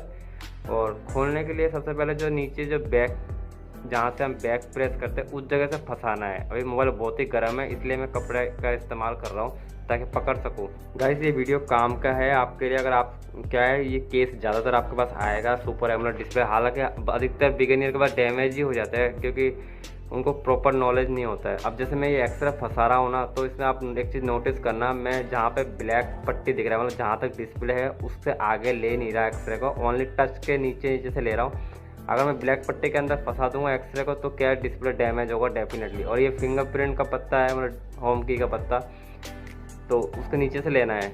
और जब भी सुपर एमोलेड डिस्प्ले खोले तो बहुत ही ज़्यादा टाइम लगता है और आप जल्दीबाजी में कुछ एक्सरे को गलत दिशा पे ना फंसाए, ना तो डिस्प्ले डैमेज होगा डेफिनेटली।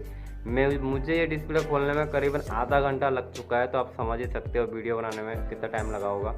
तो जिस तरीके से आप देख रहे हो स्क्रीन पे, इसी तरह से हल्का हल्का साइड से इसका जो गम है ना उसको कम करना है हमें, ताकि ये चिपकने का काम कम करे। और इसमें हम जो स्पीड होता है क्लीनिंग करने का मोबाइल पीसीबी उसका भी इस्तेमाल करेंगे।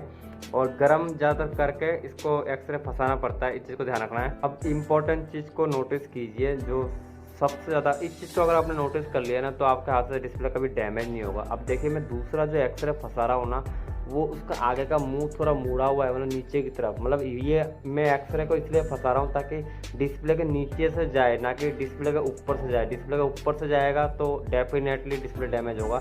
डिस्प्ले के नीचे से ले रहा हूँ ताकि एक्सरे का जो मुंह है ना वो नीचे की तरफ से ले रहा हूँ, ताकि एक तरफ से तो मैंने एक्सरा फंसा ही रखा है ताकि डिस्प्ले थोड़ा ऊँचा हो जाए, और दूसरा एक्सरा मैं नीचे की तरफ से फंसा रहा हूँ। मोबाइल तो गर्म है, साथ में मैंने AC टोन भी थोड़ा छिड़क दिया ताकि जो गम है ना वो स्मूथ हो जाए। ये जो गीला गीला दिख रहा है ना आपको, ये मैं AC टोन का इस्तेमाल कर रहा हूँ।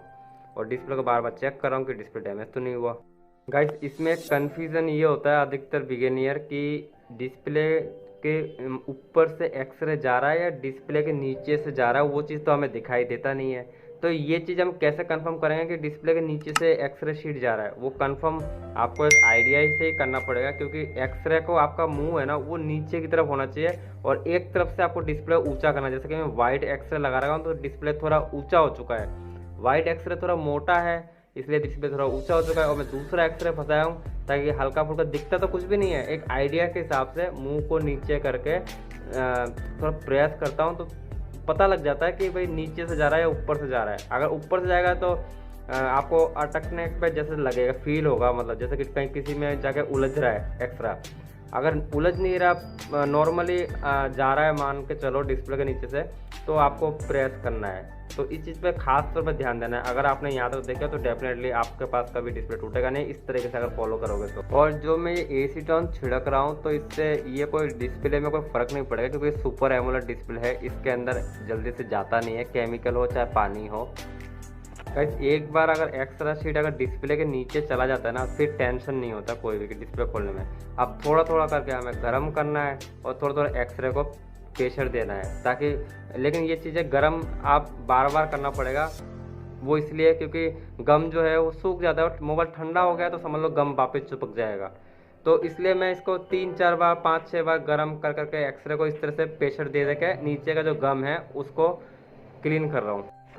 अब इसमें एक चीज़ और इम्पोर्टेंट है कि आपको ये चीज़ आइडिया होना चाहिए डिस्प्ले का पत्ता किस तरफ है, क्योंकि पत्ता कट जाएगा एक्सरे शीट से डेफिनेटली, अगर आपको आइडिया नहीं होगा तो ये चीज़ें आप नेट में सर्च कर लें कि डिस्प्ले का, मतलब सपोज करो आपको J7 हो या J7 Pro हो या J7 प्राइम हो, कोई से भी J सीरीज़ का मोबाइल हो, उसका डिस्प्ले नेट पे आप सर्च करोगे प्राइस तो आपको वैसे दिखा देगा, डिस्प्ले दिखाएगा तो उसका पत्ता भी दिखा देगा किस तरफ है, उसके अकॉर्डिंग ताश को फंसाए। ये ध्यान रखना कभी भी है ना, ईयर स्पीकर और जो ऊपर का जो कैमरा है, कैमरे की तरफ से आपको ताश को नहीं फंसाना है, हमेशा नीचे होम की बैक की उस साइड से ताश को फंसाना है, क्योंकि उस साइड में कभी भी है ना वो नहीं रहेगा, मतलब डिस्प्ले का पत्ता नहीं रहेगा जुड़ा हुआ, ऊपर की तरफ रहता है। तो अब मैं ये एक्सरे को जो धीरे धीरे खींच रहा हूँ ऊपर की तरफ, पत्ता जहाँ पे आ जाएगा वहाँ पे मैं स्टॉप कर दूँगा, मतलब एक्सरे को।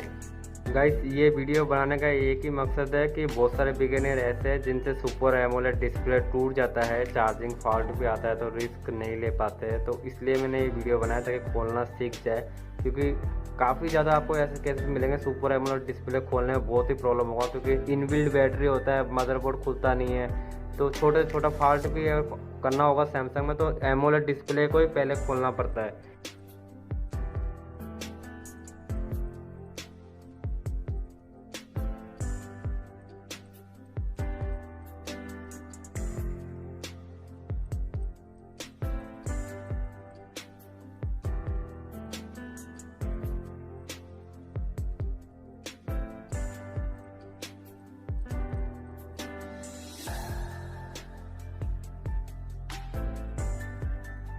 गाइस फाइनली ये जो डिस्प्ले है ये कंप्लीट खुल चुका है बिना रिस्क के। अभी डिस्प्ले प्रॉपर सही है और हम इसका फ्रेम को भी अलग कर देते हैं। अब सिर्फ पेज खोलना है और बाकी मोबाइल में कोई भी फॉल्ट हो उसी को देखना है। गाइस वैसे अब तक आपने जो भी सीखे कंपोनेंट टेस्टिंग, मल्टीमीटर टेस्टिंग और कंपोनेंट आइडेंटिफिकेशन के बारे में कंप्लीट सीख चुके हो।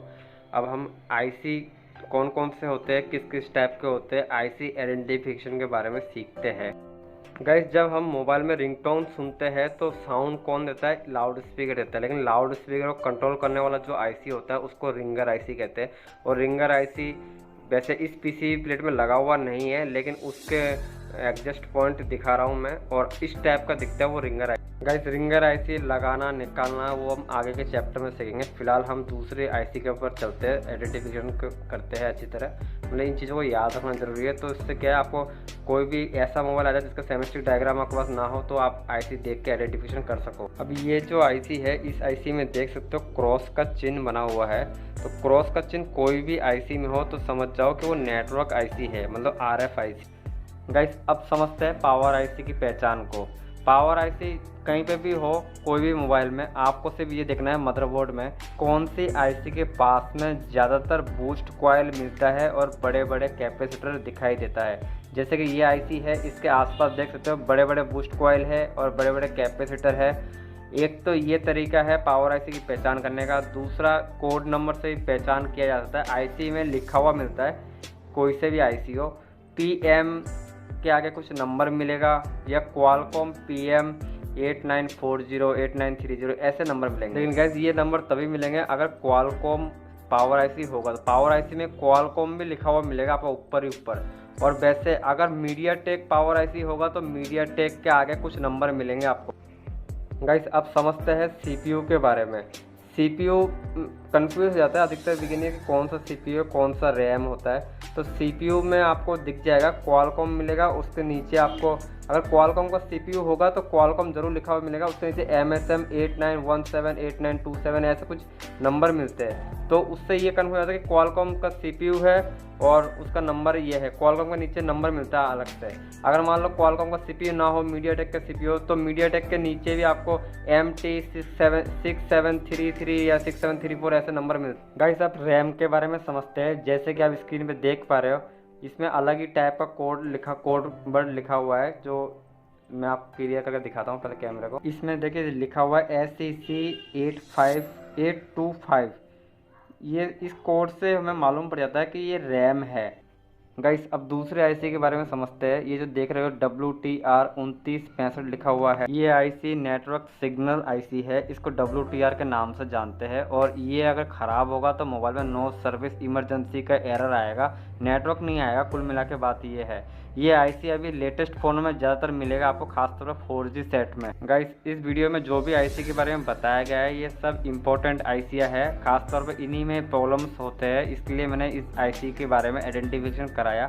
बाकी इसके अलावा भी छोटे बड़े बहुत सारे आईसियाँ होते हैं, लेकिन वो आईसियाँ बहुत कम आते हैं रिपेयरिंग में। कुछ आईसी ऐसे हैं जिनका हमें नाम ही नहीं मालूम, कुछ आईसी ऐसे हैं जो ख़राब ही नहीं होते। इस वीडियो का सवाल ये है कि मोबाइल में कितने स्पीकर होते हैं कोई से भी फ़ोन।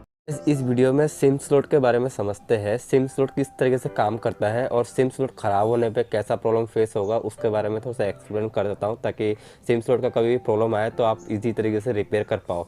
सेमेस्टिक डायग्राम में थोड़ा समझना ज़रूरी है। तो आपको ये एक चीज़, ये नोकिया 1600 को अगर कर लोगे, सेमेस्टिक डायग्राम को रट लोगे, तो कोई भी बड़े मोबाइल या एंड्रॉइड मोबाइल आता है तो उसमें आपको ईजी लगेगा रिपेयर करने में। सेमेस्टिक डायग्राम में देखिए सिम कनेक्टर जहाँ पे लिखा हुआ है वहाँ पे 6 पिन का सिम स्लॉट का डायग्राम बना हुआ है, ये है। और उसका कनेक्शन देखिए कहाँ से कहाँ जा रहा है, एक फ़िल्टर में जा रहा है, जो कि ये 6 पिन है। 6 पिन में लिखा हुआ है CLK RST VIO और उसके बाद में GND भी है, VSIM भी है। और ये देखिए कनेक्शन इस फिल्टर में जा रहा है। उसके बाद में ये 3 कनेक्शन और जा रहे हैं और एक पिन जो है वो ग्राउंड जा रहा है और एक पिन जो है खाली जा रहा है। अब ये इसमें जो कनेक्शन जा रहा है ना ये फ़िल्टर में, ये सारा सिम स्लॉट का जो मैनेजमेंट है वो ये फ़िल्टर करता है। और फिल्टर उसके बाद में आगे UMIC को पास करता है। फ़िलहाल ये फ़िल्टर PCB प्लेट में कहाँ पे लगा हुआ है उसके बारे में भी मैं आपको दिखाऊंगा अभी। फिर ये सिम स्लॉट के जस्ट ऊपर जो है यही फ़िल्टर है, ये मेरे एक्सपीरियंस के हिसाब से बता रहा हूँ। इस फिल्टर का नंबर है R2700। तो ये फ़िल्टर पीसी प्लेट में मैंने कैसे कंफर्म किया कि सिम स्लॉट के ऊपर ही लगा हुआ, क्योंकि मैंने पहले सेमेस्टिक डायग्राम को देख लिया था। मैं आपको भी दिखा देता हूँ। R2700 नाम का जो फ़िल्टर है, एक हिसाब से इसको आईसी कह सकते हो। ये फ़िल्टर अगर ख़राब हो जाए, मतलब ये आईसी अगर ख़राब हो जाए तो इसमें जंपर मार के हम रिपेयर कर सकते हैं, लेकिन इसके आगे जो सप्लाई UMIC में जाता है फिर वो हैवी वर्क हो जाता है, UMIC रिवॉल्विंग का काम हो जाता है अगर सिम स्लॉट का प्रॉब्लम होता है तो। अभी यहाँ पे देख सकते हो R2700 है, ये सिम स्लॉट का फ़िल्टर तो यहाँ पे बिठा हुआ है। और हमने जो फर्स्ट पेज पे देखे थे सिम्स कनेक्टर के जस्ट लाइन जो R2700 पे जा रहा है, तो उससे ये कंफर्म हो गया कि ये वाला आईसी यही है। और ये R2727 जो ये आईसी है, ये आईसी सप्लाई आगे UMIC को पास करता है। गाइस अब हम मल्टीमीटर से चेक करते हैं। ये सिम स्लॉट के 6 पिने हैं, 6 पिनों में कौन कौन से कनेक्टिविटी आता है। फिलहाल इनके एक नाम सेमेस्टिक में लिखा हुआ है CLK VIO या VSIM नाम का सप्लाई है, वो नाम को याद करने की ज़रूरत नहीं है। हमें से मल्टीमीटर से ये कंफर्म करना पड़ता है कि 6 पिन में कौन कौन से पिनों में नंबर आते हैं।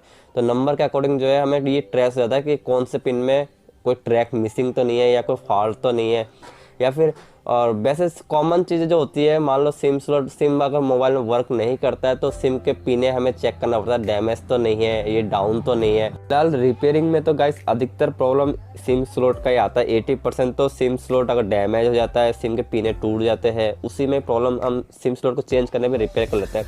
लेकिन मल्टीमीटर से चेक करने में अगर ऐसा फॉल्ट आ जाए, कनेक्टिविटी ना आए सिम के पिनों में, तब जाके हम उनका ट्रैक जो है ट्रेस करते हैं। लेकिन ट्रैक तभी आप ट्रेस कर पाओगे जब आपको ये आइडिया होगा कि सिम स्लॉट का कनेक्शन किधर जाता है और किधर कौन कौन से आईसी में जाता है। ये चीज़ें आपको कंफर्म करना पड़ेगा। इसलिए मैं सेमेस्टिक डायग्राम का आपको बता रहा हूँ कि सिम का जो कनेक्शन है वो पहले सिम फिल्टर में जाता है, उसके बाद में UMIC में जाता है। इस मोबाइल का थ्योरी को अच्छी तरह समझ जाते हो तो कोई से फ़ोन आ जाए आपके पास तो आप इजी तरीके से ट्रैक कर पाओगे फॉल्ट को। गाइस मल्टीमीटर को हम बजर के मोड पे रखते हैं, ये तो आपको पता ही है। कोई भी फॉल्ट को हम चेक करते हैं तो बजर के मोड पे रखना है, मतलब साउंड आना चाहिए मल्टीमीटर में। तो उस पोजीशन में रख के मल्टीमीटर का एक प्रोब को ग्राउंड में रखना है और एक प्रोब को सिम स्लॉट के जिस पिन को हमें ट्रेस करना है उस पिन में हमें टच करना पड़ेगा। तो पहला पिन मैं ग्राउंड में रखता हूँ और दूसरे पिन से हम चेक करते हैं सिम स्लॉट के जो 6 पिन है, 6 पिनों को एक एक करके चेक करते हैं। जैसे मैं इस पिन में चेक कर रहा हूँ तो 276 नंबर ऐसा कुछ दिखा रहा है, और इसमें चेक कर रहे हैं तो 614 नंबर दिखा रहा है, और इसमें चेक कर रहे हैं तो 500 कुछ नंबर, और इसमें भी 600 के नंबर ये खाली दिखा रहा है। और इसके पास में जो है ये देखो ये ग्राउंड दिखा रहा है, मतलब साउंड आ रहा है। ग्राउंड जानते हो क्या होता है? तो कहने का मतलब ग्राउंड उस तरफ हो गया ये वाला, और ये जो खाली वाला पिन है ये सेंटर वाला हो गया, और ये वाला जो पिन है ये इसमें वोल्ट आता है जब बैटरी लगा हुआ रहता है 1.8 से 3 वोल्ट आता है। तो ये क्लियर हो गया। और ये जो बाकी 3 कनेक्शन है सीधा जो सिम फिल्टर में जा रहा है। अब इनमें से किसी ये चीज़ें आपको अगर रट लेते हो किस किस के पिन में कितने कितने कनेक्टिविटी आता है, नंबर को याद करने की जरूरत नहीं है, सिर्फ आप इतना याद कर लो कि कनेक्टिविटी आता है कौन कौन से पिन में। खाली ये चीज़ देख लो 4 नंबर का पिन में ग्राउंड है तो उसको याद रखना है, ग्राउंड आएगा एक पिन में, और एक खाली है तो खाली ही आएगा। बाकी 3 पिन में कनेक्टिविटी आ रहा है तो कनेक्टिविटी आना ही चाहिए, तो भी एक सिम वर्क करेगा। अगर 3 पिन में अगर कनेक्टिविटी नहीं आता है, 2 में आता है या फिर 3 में, तीनों में ही नहीं आता है, तो समझ जाओ कि या तो सिम फिल्टर सिम आईसी में प्रॉब्लम है या कोई ट्रैक वगैरह मिसिंग है। तो वो हमें स्टेप बाय स्टेप मल्टीमीटर से चेक करने पे आइडिया लगता है। लेकिन इस फ़ोन में तो हमने ऐसे टेस्ट किए, तो इसी तरीके से आगे के फ़ोनों में कोई भी टेस्ट करना है। मैं उम्मीद करता हूँ सिम स्लॉट के बारे में अच्छी तरह समझ गए होंगे। गाइस इस वीडियो में स्पीकर के बारे में समझेंगे। अब जैसे कि ये तो पता है आपको कि स्पीकर कहाँ पे जॉइंट हो रखा है, स्पीकर के कनेक्शन के बारे में समझते हैं। अब जैसे कि ईयर स्पीकर यहाँ पे लिखा हुआ है B2101, ये तो हो गया स्पीकर, और उसके पास में देख रहे हो L2182 L2183, ये 2 कॉइल हो गए। ये 2 कॉइल से गुजरते हुए L2181 और 2180 नंबर पे जा रहा है। क्या L से क्या शो हो रहा है? कॉइल। अब मैं इसमें ढूंढूंगा कहाँ पे है वो कॉइल। ये जो देख पा रहे हो आप एक आईसी टाइप का कुछ दिख रहा है, मैं थोड़ा जूम करके आपको दिखाता हूँ। ये L21 2182 और 2183 कॉइल है। गाइस जैसे कि हमने सेमेस्टिक में देखे थे L21 2180 और 2180 और 2181 जो कॉइल है उससे गुजरते हुए इस आईसी पे जाता है। और ये एम्पलीफायर, ऑडियो एम्पलीफायर आईसी है कॉइल के जस्ट नीचे जो एन से शो हो रहा है। अब मोबाइल पीसी में मैं आपको दिखाता हूँ, डायग्राम से थोड़ा अच्छा लगेगा आपको मोबाइल पीसी में और समझने में। अब ये देख रहे हो यूएम आईसी है, ये देख सकते हो। ये वाला जो आईसी है ये ऑडियो एम्पलीफायर आईसी है, ये यूएम आईसी है। और ऑडियो एम्पलीफायर का आईसी के ऊपर जस्ट कॉइल जो है ये L2180 और 2181 नाम का कॉइल है, जो कि इन पुर्जों में आता है। ये जो पुर्जा देख रहे हो इस पुर्जों में आता है, क्योंकि हमने देखे थे वहाँ पे 4 कॉइल थे, उन पुर्जों के थ्रू इसमें आता है। अब मल्टीमीटर से चेक करते हैं। मल्टीमीटर को बजर के मोड पे रख के, एक को ग्राउंड में रख के और स्पीकर के पॉइंट पे चेक कर रहा हूँ तो 400 कुछ नंबर दिखा रहा है दोनों में ही। गाइस अब क्या करेंगे, ये स्पीकर के पॉइंट पे मल्टीमीटर का एक प्रोब रखते हैं और उन कंपोनेंट पे रखते हैं L2180 और 2181 पे। अगर मल्टीमीटर में साउंड आता है, और जैसे कि मल्टीमीटर में देख पा रहे हो 00 आ रहा है, बजर के साउंड सुना नहीं पा रहा आपको मैं मल्टीमीटर का, बाकी साउंड आ रहा है, तो इसका मतलब ये हुआ कि स्पीकर ट्रैक यहाँ से जा रहा है इन कंपोनेंट के थ्रू। जैसे कि आप जानते हैं स्पीकर के 2 वायर होते हैं प्लस माइनस के, तो वो कॉइल भी आपको 2 ही मिलेंगे। जहाँ पे ट्रैक होगा, मतलब जहाँ पे स्पीकर का कनेक्शन होगा, वहाँ पे कॉइल भी 2 ही मिलेंगे, जैसे कि इस मोबाइल में है। गाइस हमने L2180 और 2181 कॉइल को ट्रैक किए थे, लेकिन हमने L2182 और 2183 जो कॉइल है उसको हमने ट्रैक नहीं किए। तो ये दोनों जो कॉइल है वो यहाँ पे है। इन दोनों कॉइल के थ्रू ही स्पीकर टिप में जा रहा है कनेक्शन। अगर ये 2 कॉइल ख़राब हो जाता है तो यहाँ पे कुछ भी नहीं आएगा, एक आएगा। चाहे एक ख़राब हो कनेक्शन, चाहे दोनों ही कनेक्शन ख़राब हो, एक नंबर ही आएगा मल्टीमीटर से चेक करोगे तो। और ये हाथ में है स्पीकर, तो ऐसा भी केस हो सकता है, ये यहाँ पे जॉइंट होता है ना, तो स्पीकर तो स्प्रिंग टाइप का है, ये लूज़ होगा तो यहाँ पे प्रॉपर टच नहीं होगा, जिसके कारण साउंड नहीं आएगा। गाइस फ्रंट साइड में जो 2 कॉइल लगे हुए हैं उन्हीं के थ्रू तो इसमें कनेक्शन आ रहा है, और अगर वो 2 कॉइल अगर ख़राब हो तो कनेक्शन आना बंद हो जाएगा, जिसके कारण भी साउंड नहीं आएगा, भले ही आपका स्पीकर सही हो और प्रॉपर जॉइंट हो। तो ये चीज़ें क्या हमें मल्टीमीटर से मालूम पड़ता है। अब यहाँ पे ये जो 2 कॉइल देख रहे हो, ये 2 कॉइल भी ख़राब हो सकते हैं, तो ये चीज़ें भी हमें मल्टीमीटर से ही मालूम पड़ता है। अब ये कॉइल भी सही है, सब कुछ कनेक्शन भी सही है, उसके बाद में ऑडियो एम्पलीफायर आईसी जो है उसको हमें चेक करना पड़ता है। अब ये ऑडियो एम्पलीफायर आईसी, इसको अगर अच्छी तरह समझ जाते हो तो एंड्रॉयड मोबाइल में भी इसी तरीके से आईसी मिलता है, तो सेम कहानी है। अगर इस मोबाइल की थ्योरी को कंप्लीट कर लोगे तो सब मोबाइल आपको इजी लगने लगेगा। अब ये ऑडियो एम्पलीफायर आईसी को देख सकते हो आप, इसमें 4 कनेक्शन जा रहे हैं। ये फर्स्ट नंबर का जो कनेक्शन है ये घूम फिर के कहाँ जा रहा है, CPU में जा रहा है। मैं अभी और दिखाता हूँ, ये देखो UPP लिखा हुआ है ना, UPP का मतलब होता है CPU में जाना। जो कनेक्शन CPU में जा रहा है उसमें ये भी लिखा हुआ है, देखो ऑडियो 4.0 लिखा हुआ है, तो इसका ये ऑडियो का कनेक्शन हो गया है जो इस C2 में जा रहा है।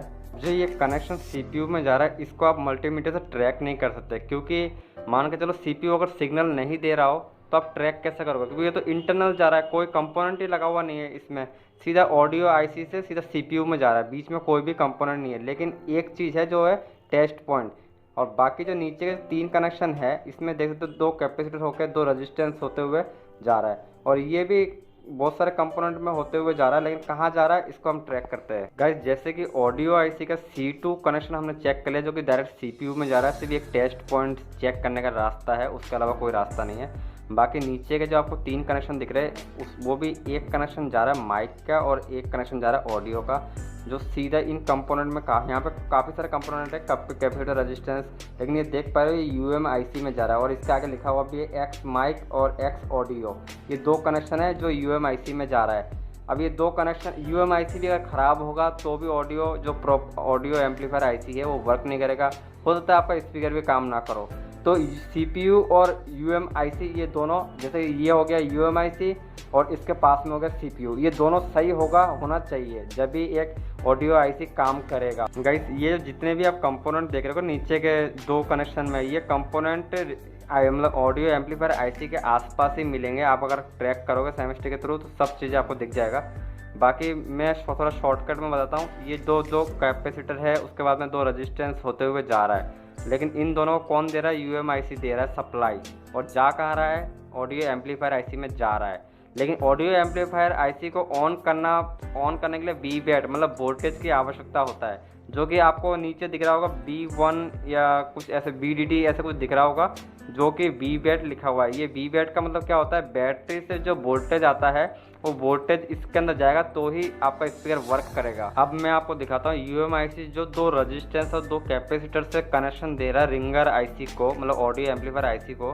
तो वो 2 कैपेसिटर और 2 रजिस्टेंस भी आपको मैं दिखा देता हूँ इस सेमेस्टिक में कहाँ पे है। गाइस ये देखिए, ऑडियो एम्पलीफायर जो IC है N से स्टार्ट हो रहा है, उसके जस्ट नीचे C से 21 तेरे पे कुछ धुंधली सी दिख रहा है, लेकिन ये दोनों 4 कंपोनेंट ही है। C कैपेसिटर हो गया और R रजिस्टेंस हो गया। रजिस्टेंस का कोड दिख रहा है 2158 और 2159 नंबर का जो रजिस्टेंस है, ये 4 कंपोनेंट के थ्रू ही ये ऑडियो एम्पलीफायर IC में जाता है और ये ऑडियो एम्पलीफायर ऑन होकर फिर L2180 और 2181 में कनेक्शन जाता है स्पीकर का। गाइस इस वीडियो का सवाल है, जो ऑडियो IC में C2 का कनेक्शन जो CPU दे रहा है, वो C2 का कनेक्शन को आप कैसे चेक करोगे, आप कैसे कंफर्म करोगे कि CPU एक्चुअली में सिग्नल दे रहा है कि नहीं दे रहा है।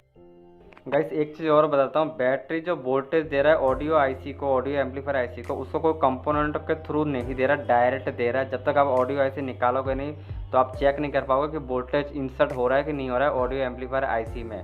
फिलहाल तो ये सारी चीज़ें आपको मल्टीमीटर से चेक करना आना चाहिए, जो कि मैंने पहले वीडियो में बता दिया मल्टीमीटर से कैसे चेक करते हैं। और इस वीडियो में भी मैंने आपको वैसे बेसिकली एक कंपोनेंट चेक करके बताया मल्टीमीटर से। इस तरह से एक एक चीज़ें है ना, हमें मल्टीमीटर से चेक करना पड़ता है और हमें आना चाहिए कंपोनेंट कैसे निकालते हैं, कंपोनेंट कैसे लगाते हैं। ऑडियो IC, कोई से भी IC निकालना लगाना, वो चीज़ें मैं आपको आगे बता दूंगा। जो बिगिनियर कंप्लीट वीडियो नहीं देख रहा है, मैं उनके लिए एक मैसेज छोड़ना चाहता हूं, वो बाद में आधा अधूरा ही रिपेयरिंग सीख पाएंगे, कंप्लीट रिपेयरिंग नहीं सीख पाएंगे, क्योंकि मैं हर एक वीडियो में एक सवाल पूछता हूं जिसका आंसर मुझे कुछ बिगिनियर का जवाब मिलता है और बाकी बिगिनियर का जवाब नहीं मिलता है। गाइस इस वीडियो में ग्लास वाला पैनल निकालना और नॉन रिमूवेबल जो बैटरी है उससे कैसे निकालते हैं इसके बारे में सीखते हैं। कुछ अनक्रेडिटेबल चीज़ें हैं जो जानना ज़रूरी है, तो इनमें भी अगर मान लो प्रॉपर नॉलेज नहीं होगा तो अच्छा खासा नुकसान हो जाता है। LCD सेपरेटर मशीन में मोबाइल को रखना पड़ता है उस एंगल से जिस एंगल से हमें पैनल को खोलना पड़ेगा, यानी उल्टा साइड। खोलने के बाद में मोबाइल थोड़ा 100 डिग्री पे गर्म होगा। उसके बाद में आप ताश की मदद ले सकते हो या फिर कोई भी एक इस टाइप का चीज़ें ले सकते हो जिससे आप कॉर्नर से फंसाना है। फंसाने के बाद में आपको स्प्रे करना पड़ेगा बीच में, ताकि उसका जो गम है वो स्मूथ हो जाए। देखिए आप ये देख रहे हो, ये इजी तरीके से खुल चुका है, लेकिन फर्स्ट टाइम आपसे थोड़ा मुश्किल होगा खोलने में, इजी तरीके से नया खुले तो वो चीज़ें आपको केयरफुली करना है। और फिंगरप्रिंट का जो पत्ता होता है उसका खासतौर पर ध्यान देना पड़ता है, क्योंकि कभी कभी ताश को हम ज़बरदस्ती फंसा देते हैं अंदर की तरफ और फिंगरप्रिंट का पत्ता कट जाता है, तो इस चीज़ का ध्यान देना पड़ता है। अभी फिर उसके बाद में देखते हैं कि बैटरी कैसे खोलते हैं। नॉन रिमूवेबल बैटरी टाइप के होते हैं, तो एक ये देख रहे हो ओप्पो का बैटरी है, ओल्ड बैटरी है, इसी तरह से निकल जाएगा, लेकिन ये यहाँ से रैपर जो है बैटरी से अटैच करा हुआ रहता है इस टाइप से। तो आपको इस रैपर को उठाना है और आपको राइट साइड में खींचना है, अपने राइट साइड में, जिस तरीके से मैं खींच रहा हूँ। तो आपको थोड़ा इसमें जोर लगाना पड़ेगा, क्योंकि ये बैटरी जो है बहुत ही हार्ड होता है और खींचने में आप शायद आपसे ना हो 1-2 बार, तो 3-4 बार ट्राई करोगे तो आपको ये चीज़ समझ में आ जाएगा कि इस टाइप की बैटरी किस तरीके से खुलता है। तो MI वाले बैटरी के बारे में समझते हैं। तो इसका बैटरी खोलने का थोड़ा अलग मेथड होता है। जैसे कि देख पा रहे हो, मैं नीचे की तरफ पेस्ट जो केमिकल है एसीटोन उसको मैं छिड़क रहा हूँ ताकि पेस्ट जो है वो स्मूथ हो जाए। और ये देख रहे हो, ये रैपर जो है पूरा चिपका रहता है। अगर आप बिना केमिकल के मदद से खींचोगे तो ये टूट जाएगा और बैटरी निकलना मुश्किल हो जाता है। तो इस कंडीशन में आपको जिस तरीके से हल्का हल्का पेस्ट डालना है, मतलब केमिकल छिड़कना है और हल्का हल्का अपनी तरफ खींचना है, तो बैटरी के नीचे लगा हुआ जो पेस्ट है वो इजी तरीके से निकल जाएगा। उठा रहे हैं तो राइट साइड में रैपर उठाए, लेफ्ट साइड में भी सेम रैपर ऐसा कैसा ही होगा, जिसको भी उस रैपर को भी आपको इसी तरीके से निकालना है। बाय द वे आपके पास सबसे ज़्यादा प्रॉब्लम इन बैटरी को निकालने में मिलेगा, क्योंकि इन बैटरियों का रैपर ये जो मैं उठा रहा हूँ ना, ये रैपर जो है टूट जाता है, क्योंकि अधिकतर बिगिनर क्या कंप्लीट जो है केमिकल डाल के नहीं निकालते। तो मैं एक चीज़ बता दूँ, ये केमिकल आप जो डाल रहे हो ना बैटरी पे, इससे मोबाइल में कोई इफेक्ट नहीं पड़ेगा और ना ही डिस्प्ले में कोई इफेक्ट पड़ेगा, क्योंकि डिस्प्ले में जाएगा ही नहीं केमिकल। अगर डिस्प्ले के अंदर डिस्प्ले तो पीछे की तरफ है ना, तो इस तरीके से आपको उस एंगल से केमिकल छिड़कना है, बैटरी पे ही जाए ओनली। तो ये तो निकाल दिया मैंने, लेकिन आपके पास यही प्रॉब्लम ज़्यादातर आएगा कि रैपर जो है टूट जाएगा, कंप्लीट नहीं निकल पाएगा। तो पेस्ट खास तौर वो जो केमिकल है उसको खास तौर पे यूज़ करें तो बैटरी सही कंडीशन में निकल पाएगा। अगर आप चिमटी का इस्तेमाल करोगे तो इसमें क्या है, बैटरी जो है ड्रेन होने का संभावना रहता है, बैटरी ब्लास्ट होने का संभावना रहता है। तो चिमटी का इस्तेमाल सजेस्ट करूँगा ना करें।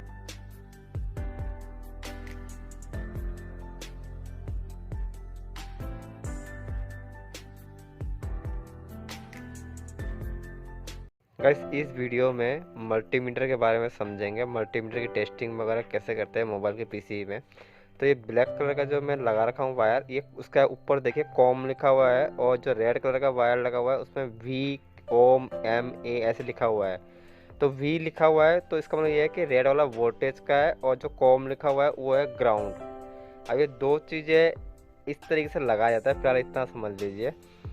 हम मोबाइल के पीसी में चेक कर पाएंगे, और इस मल्टीमीटर में क्या क्या चीज़ें, एक सुई कहाँ कहाँ जाता है और क्या क्या नंबर से क्या क्या चीज़ें हमें मालूम पड़ता है, उस चीज़ के बारे में जानेंगे। मल्टीमीटर का जो सुई है वैसे तो अभी ऑफ कंडीशन में है, लेकिन हम उसको बजर मतलब साउंड के पोजीशन में लेंगे।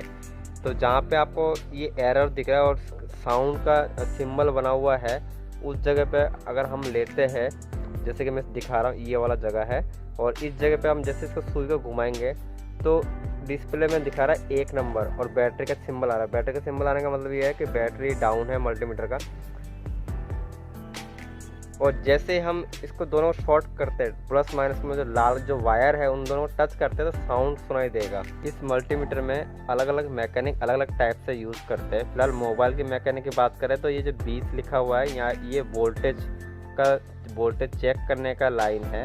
तो इसमें अगर आप शॉर्ट करोगे तो 0 ही आएगा।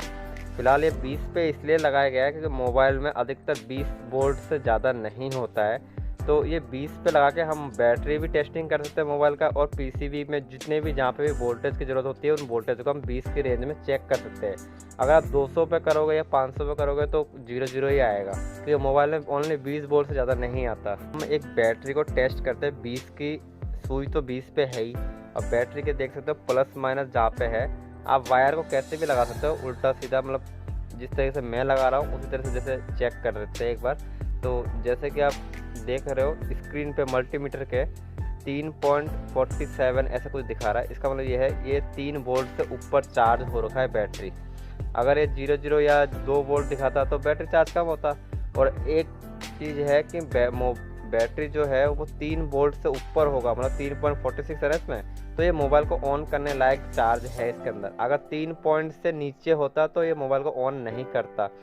तो फिलहाल तो बैटरी के वोल्ट इसने दिखा दिया कि कितना वोल्ट है, लेकिन कोई बैटरी अगर डाउन होगा तो मल्टीमीटर में 0 ही दिखाएगा, या 1 वोल्ट दिखाएगा, या 2 वोल्ट दिखाएगा। लेकिन आपको ये याद रखना है कि मोबाइल को ऑन करने के लिए 3.7 से ऊपर वोल्ट होना चाहिए, तो ही बैटरी जो है मोबाइल को ऑन करेगा।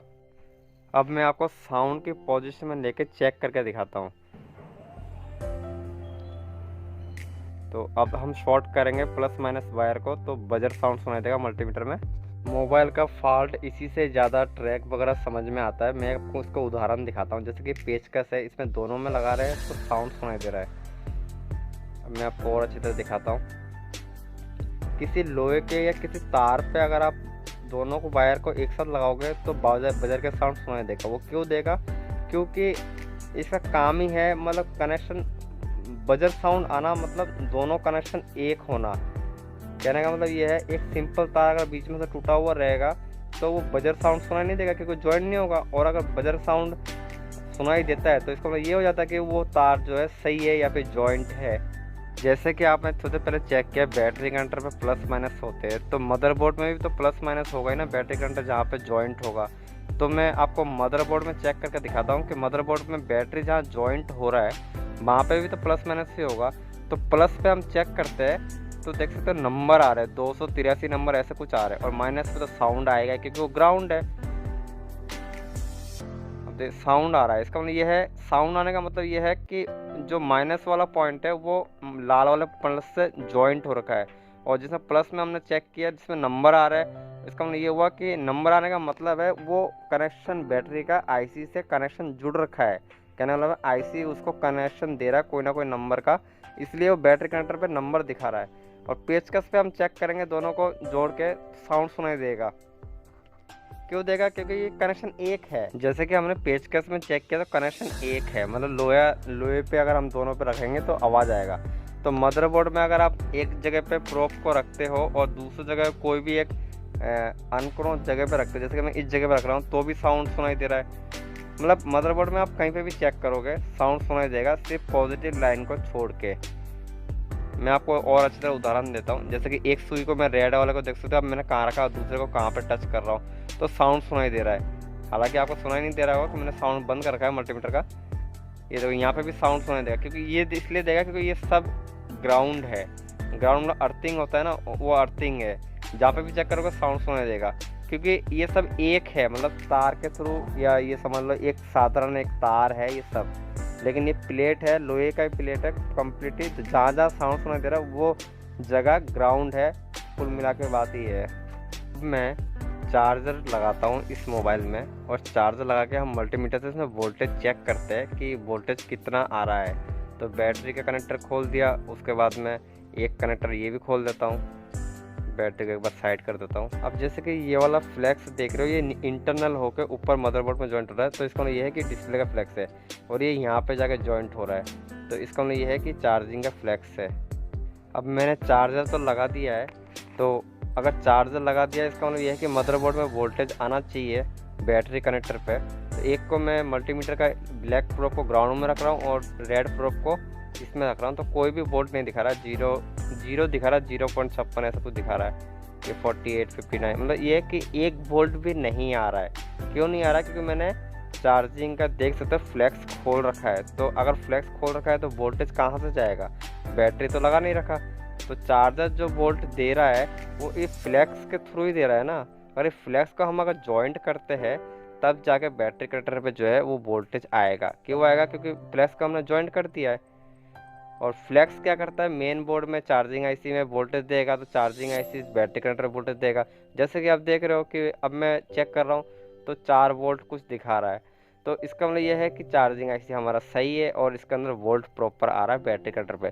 अब ये मोबाइल चार्ज करने लायक है। अगर यहाँ वोल्टेज नहीं आता तो फिर क्या होता है कि या तो आपका चार्जिंग फ्लैश ख़राब होता, या तो चार्जिंग जैक ख़राब होता, या चार्जिंग आईसी ख़राब होता, या कोई कंपोनेंट ख़राब होता। तो वोल्टेज आने का मतलब ये है कि हमारा चार्जिंग कनेक्शन वो सब ओके है, इसलिए वोल्टेज आ रहा है। तो मल्टीमीटर से मेरा यही बताने का मतलब था कि मल्टीमीटर से 20 की रेंज पे जब हम 20 पे वोल्ट पे चेक करते हैं तो किस तरीके से क्या क्या चीज़ चेक करते हैं। अब ये पावर स्विच है, पावर स्विच में वोल्टेज आना चाहिए, लेकिन हम तो बैटरी लगा नहीं रखे तो वोल्टेज कहाँ से आएगा। अब एक बार आप पावर स्विच के फ्लैक्स को एक बार देख लो अच्छी तरह। ये फ्लैक्स है पावर स्विच का। तो हम क्या करेंगे कि मदरबोर्ड में ओनली बैटरी लगाएंगे और पावर स्विच के फ्लैक्स को खोल देंगे और पावर स्विच के फ्लैक्स में वोल्टेज चेक करेंगे, वोल्टेज कितना दिखाता है। तो उससे हमें ये आइडिया लग जाएगा कि पावर स्विच में अगर वोल्टेज अगर आता है तो हमारा जो मदरबोर्ड है वो सही है। जैसे कि हमने सारे फ्लैक्स को हटा दिए, मदरबोर्ड को अलग कर दिए, अब ओनली बैटरी लगा हुआ है मदरबोर्ड में। और जो हमने देखे थे कि पावर स्विच का फ्लैक्स कहाँ पे जॉइंट था, उस जगह पे हम चेक करते हैं वोल्टेज दिखाता कि नहीं दिखाता। जैसे कि देख पा रहे हो 1.79 के कुछ वोल्टेज दिखा रहा है जब हम 20 पे चेक कर रहे हैं। तो वोल्टेज आने का मतलब ये है कि हमारा ये मदरबोर्ड सही है।